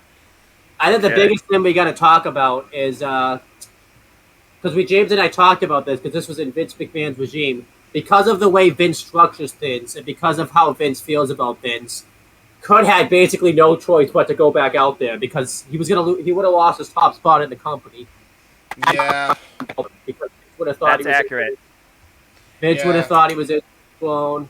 that So I think whole that's- culture is going to be changing for the better for sure under Triple H's regime, which is good because now people don't have to worry about that because Triple H knows how to book talent to not worry about that.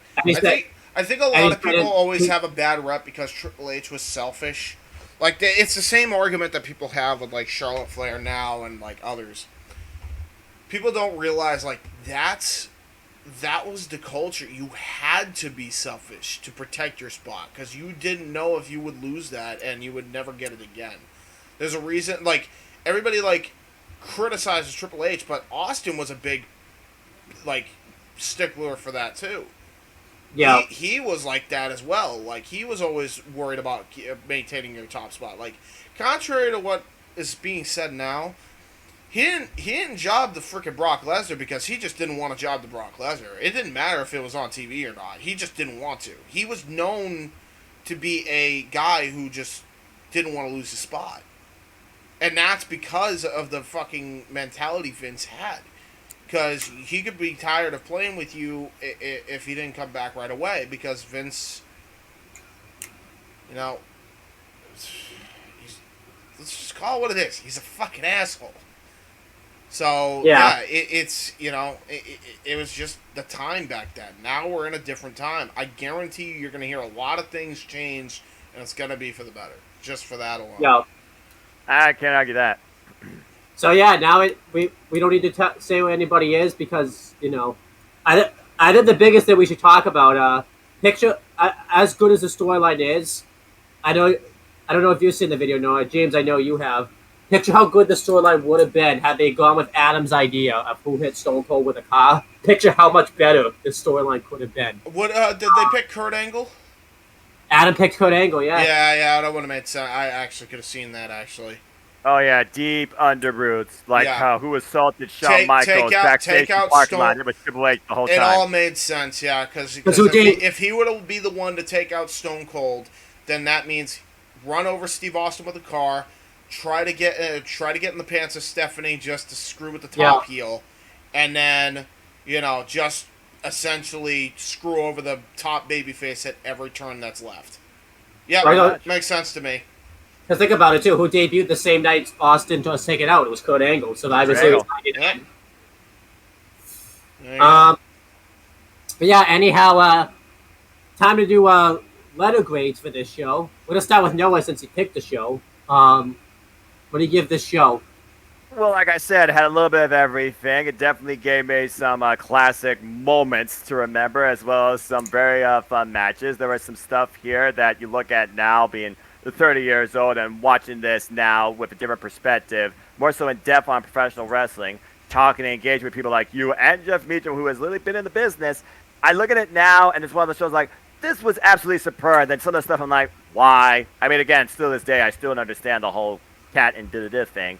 But for me, this show was okay, and the main event, it wasn't what we expected, but they called it appropriate audible and still carried through. An appropriate grade, I feel, for this show, B+. I agree. Full on B+. Normally I would rate it lower especially because of that Taz Jerry Lawler thing, but like the stuff that was so goddamn unbelievably good, I had to rate this as high as it is because it was that good. You had a great hardcore match, you had a great wrestling 2 out of 3 falls match, and you had a great car crash spectacle in the TLC. I mean, come on. Yeah. like you have to rate it a B plus at least, even with the Taz and Lawler crap. Yeah, I agree. I absolutely agree. I think the card structure was awesome too. Like where Yes. everything was placed. Yep. I think the only thing, this would be an A show had the Taz thing not happened. I think that's Yeah, I agree. That's what drug it down. Still, like if Taz went over, this would be A. Yeah. That's all that was missing was Taz going over. So I want to talk about something real quick. I know we don't talk about what happened after SummerSlam. It doesn't have anything to do with it, but it actually does. Throughout this show, they were advertising that Raw was going to have a late start time. It was going to be 11 p.m. because of, I think, tennis was on the same day or something. Oh yeah, was. Correct me if I'm wrong. Wasn't this the straw that broke the camel's back? Because I think there's common misconceptions. Everybody says that USA was the one that wanted to be done with the WWF. People don't realize. I don't think that's the case. I think this was the straw that broke the camel's back, and Vince demanded to be out of the fucking deal and went straight to TNN following this.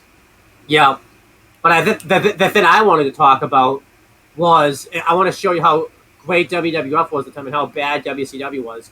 WCW had a head start, like more of a head start than they would have against the WWF, and they still lost the ratings war the next night.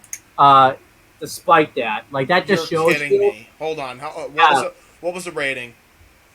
So the rating, I believe, I go watch Adam Blampay's 10 most interesting facts about SummerSlam 2000 to get the official number, but I believe it was 4.2 for Raw and I think it was 3.5 or 2.6 for WCW. It was pretty significant. Well, yeah, that was probably the closest they ever came. Yeah, I'm just saying that just shows. I mean, they still killed them by over 1 million or 2 million people. Jesus Christ. Yeah. If They were that getting data, yeah, you still got slaughtered. pretty much burned. Absolutely slaughtered, dude. Wrecked. Hell of a show, though. Hell of a way to go out on a retro at SummerSlam. And I'm going to make the announcement now. We're going to take a month break from a retro wrestling review series. We did a lot of retros this month. Yes. We're going to take a break. We're going on vacation. James and I are going on vacation next week. And the next time you're probably going to see us is definitely probably going to be a rundown. Yeah. Well, Spark. Or Spark. But we for sure we're looking to do another rundown, even though there's going to be one that I think. By the way, Noah, I might need you for the indies portion of that because you and I got to record the indie part separately. Dodd and Owen are going to cover the WWE and AEW stuff. That's kind of the format we got going this week. But when we do it, whenever they get to it, I don't know when. But the idea is, if by latest you'll see a rundown on this channel. Yeah. That's a guarantee. By the time we come back from vacation, so the week after the go home week of All Out, very well could be my last coverage of wrestling. If you saw what I said on Jeff Meacham Network, go check that out here on the iCard. I'll put it there.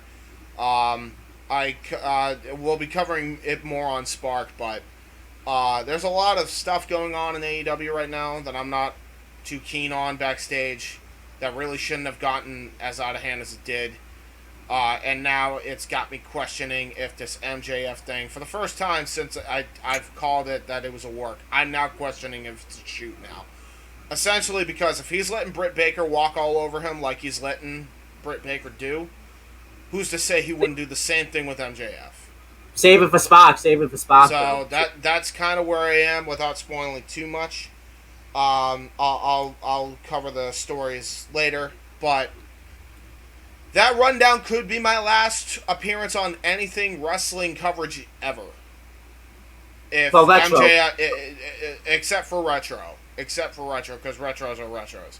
But essentially, if MJF don't show up, that's it. And if you're wondering why, I want both companies to do well. I don't want to pick a side. I'm tired of it. I'm about to be 27. I'm too old for this shit. So that's what it comes down to. So that's the simple answer to that question. So that's all I got to say on that one. Cool. All right, Stay so let's tuned do for the some details. plugs and promotion. We'll start with Noah since he hasn't been able to plug anything on this channel in a while. Very long, Uh, actually. It's been a while. Good song by Stain. Again, guys, it's fun. Always happy to be around when I can, but you know what I am. And for those that don't know this, I am just a simple man and a lifelong fan, a professional flying. Damn it! But I digress. So Yes, find me and buy on the Instagram. shirt. Buy the shirt. Yes, buy the share on the Jeff Beecham Network. Find me on Instagram, Twitter, and YouTube at mfoster1916. For all things wrestling, shouts to the entire HW family on Twitter. It is going to be a busy week, and I'm definitely going all out in the amount of coverage that I will be doing, predicting, and commentating. Of course, I'm sure they're going to be on the Jeff Beecham Network commentating on NWA 74 Not 2. There'll be an AEW Rampage recap review from my live experience in Cleveland, Ohio. Shortly coming up on the Daily Slam within the next 24 hours, too. Later on this week, I'll be with No DQ on the official No DQ predictions panel. We'll be predicting AEW All Out, Clash of the Castle, and Worlds Collide. And, of course, later on beyond that, I'll be back in the Daily Slam providing you all the coverage as I review and preview and predict All Out Week in its entirety, too. Dynamite Rampage and the AEW All Out pay-per-view. And then on the HW View Impromptu, the platform that defines We Are ATW, we'll be coming back with our monthly forum where we will be predicting in full AEW All Out and talking to a degree this last month in all things wrestling. And then, of course, this upcoming weekend, I'll be with the Jeff Beecham Network, providing you full play-by-play reactions and commentary coverage, too, of all three events. Clash the Castle on Saturday, Worlds Collide, and AEW All Out this upcoming Sunday, too. But as always I like to do when I conclude, I like to leave you with this bit of wisdom, too. There are no winners, no losers, no bears. They're just fans with opinions for this passion we all share. At the end of the day, folks, support one another and respect each other. And just enjoy life and enjoy professional wrestling. It's as simple as that. All right. You want to go next, James? Yes, sir. You What only up? you only have a few things to plug, depending on how All Out goes. Yeah, really. I'm gonna say everything's up in the air except for a few things here. As Noah said, we obviously got the stuff going on with that coming up. ATW View. All and the preview and simply predicting. By the way, the intro should be to you before the No DQ panel. So if you want to use that for that, and shout out, of course, to the No DQ Galaxy. We'll also be doing a preview and predictions panel with them too. Maybe on all three shows on my simple YouTube channel. Stay tuned. So there you go. So with that said, the one thing I have to plug that I'm doing is the debut of the Don DeMarco show, which is basically breaking down rap battles, rap music, sometimes rock music, depending on the song that has a rhyme scheme, and breaking down bar for bar what the song is essentially saying, and if we got some Don DeMarco's sprinkled in there. And if you don't know what Don DeMarco stands for, that is a Turkish phrase for the word goddamn. The first episode of the Don DeMarco show to hook the wrestling audience is going to be the rap battle between Max Caster and Austin Gunn. That is the first episode that we are going to be doing, and then we will be moving on from that into a song made by a rapper unknown to the general public named Tommy T. Don't know about me, I'm Tommy T. So that'll be next after that. So we got a couple episodes lined up, and then we got King with a couple topics from there. And yeah, that's what we got on the docket. Stay tuned this coming Monday for that episode. There you go. And, as for me, we have all the retro SummerSlams that we've done, just all the retros in general that we've done ever on this channel. So that will be fun. And since, this is going up Thursday, you should see the most recent episode of AEW Spoke, where James went to town on the backstage politics of AEW. So Hopefully you had an enjoyable time on that. And also coming up will be... I'm going to do predictions for Clash at the Castle. I'm going to record my own predictions, and I'm going to do it for Worlds Collide and AEW Spoke for the AEW All Out Go Home Week. And hopefully, a rundown. And hopefully, we might be doing this. Clash Chris Dodd, Steve Coakley, and myself might do some type of, it won't be live because I can't go live on my channel, but reactions to Clash at the Castle, because I think that could be fun to do. It's all going to depend on if things work out, but we'll see. Okay. But yeah, that's pretty much it, guys. And we will talk to you later. And since we're recording this in the past, we will talk to you guys in the future.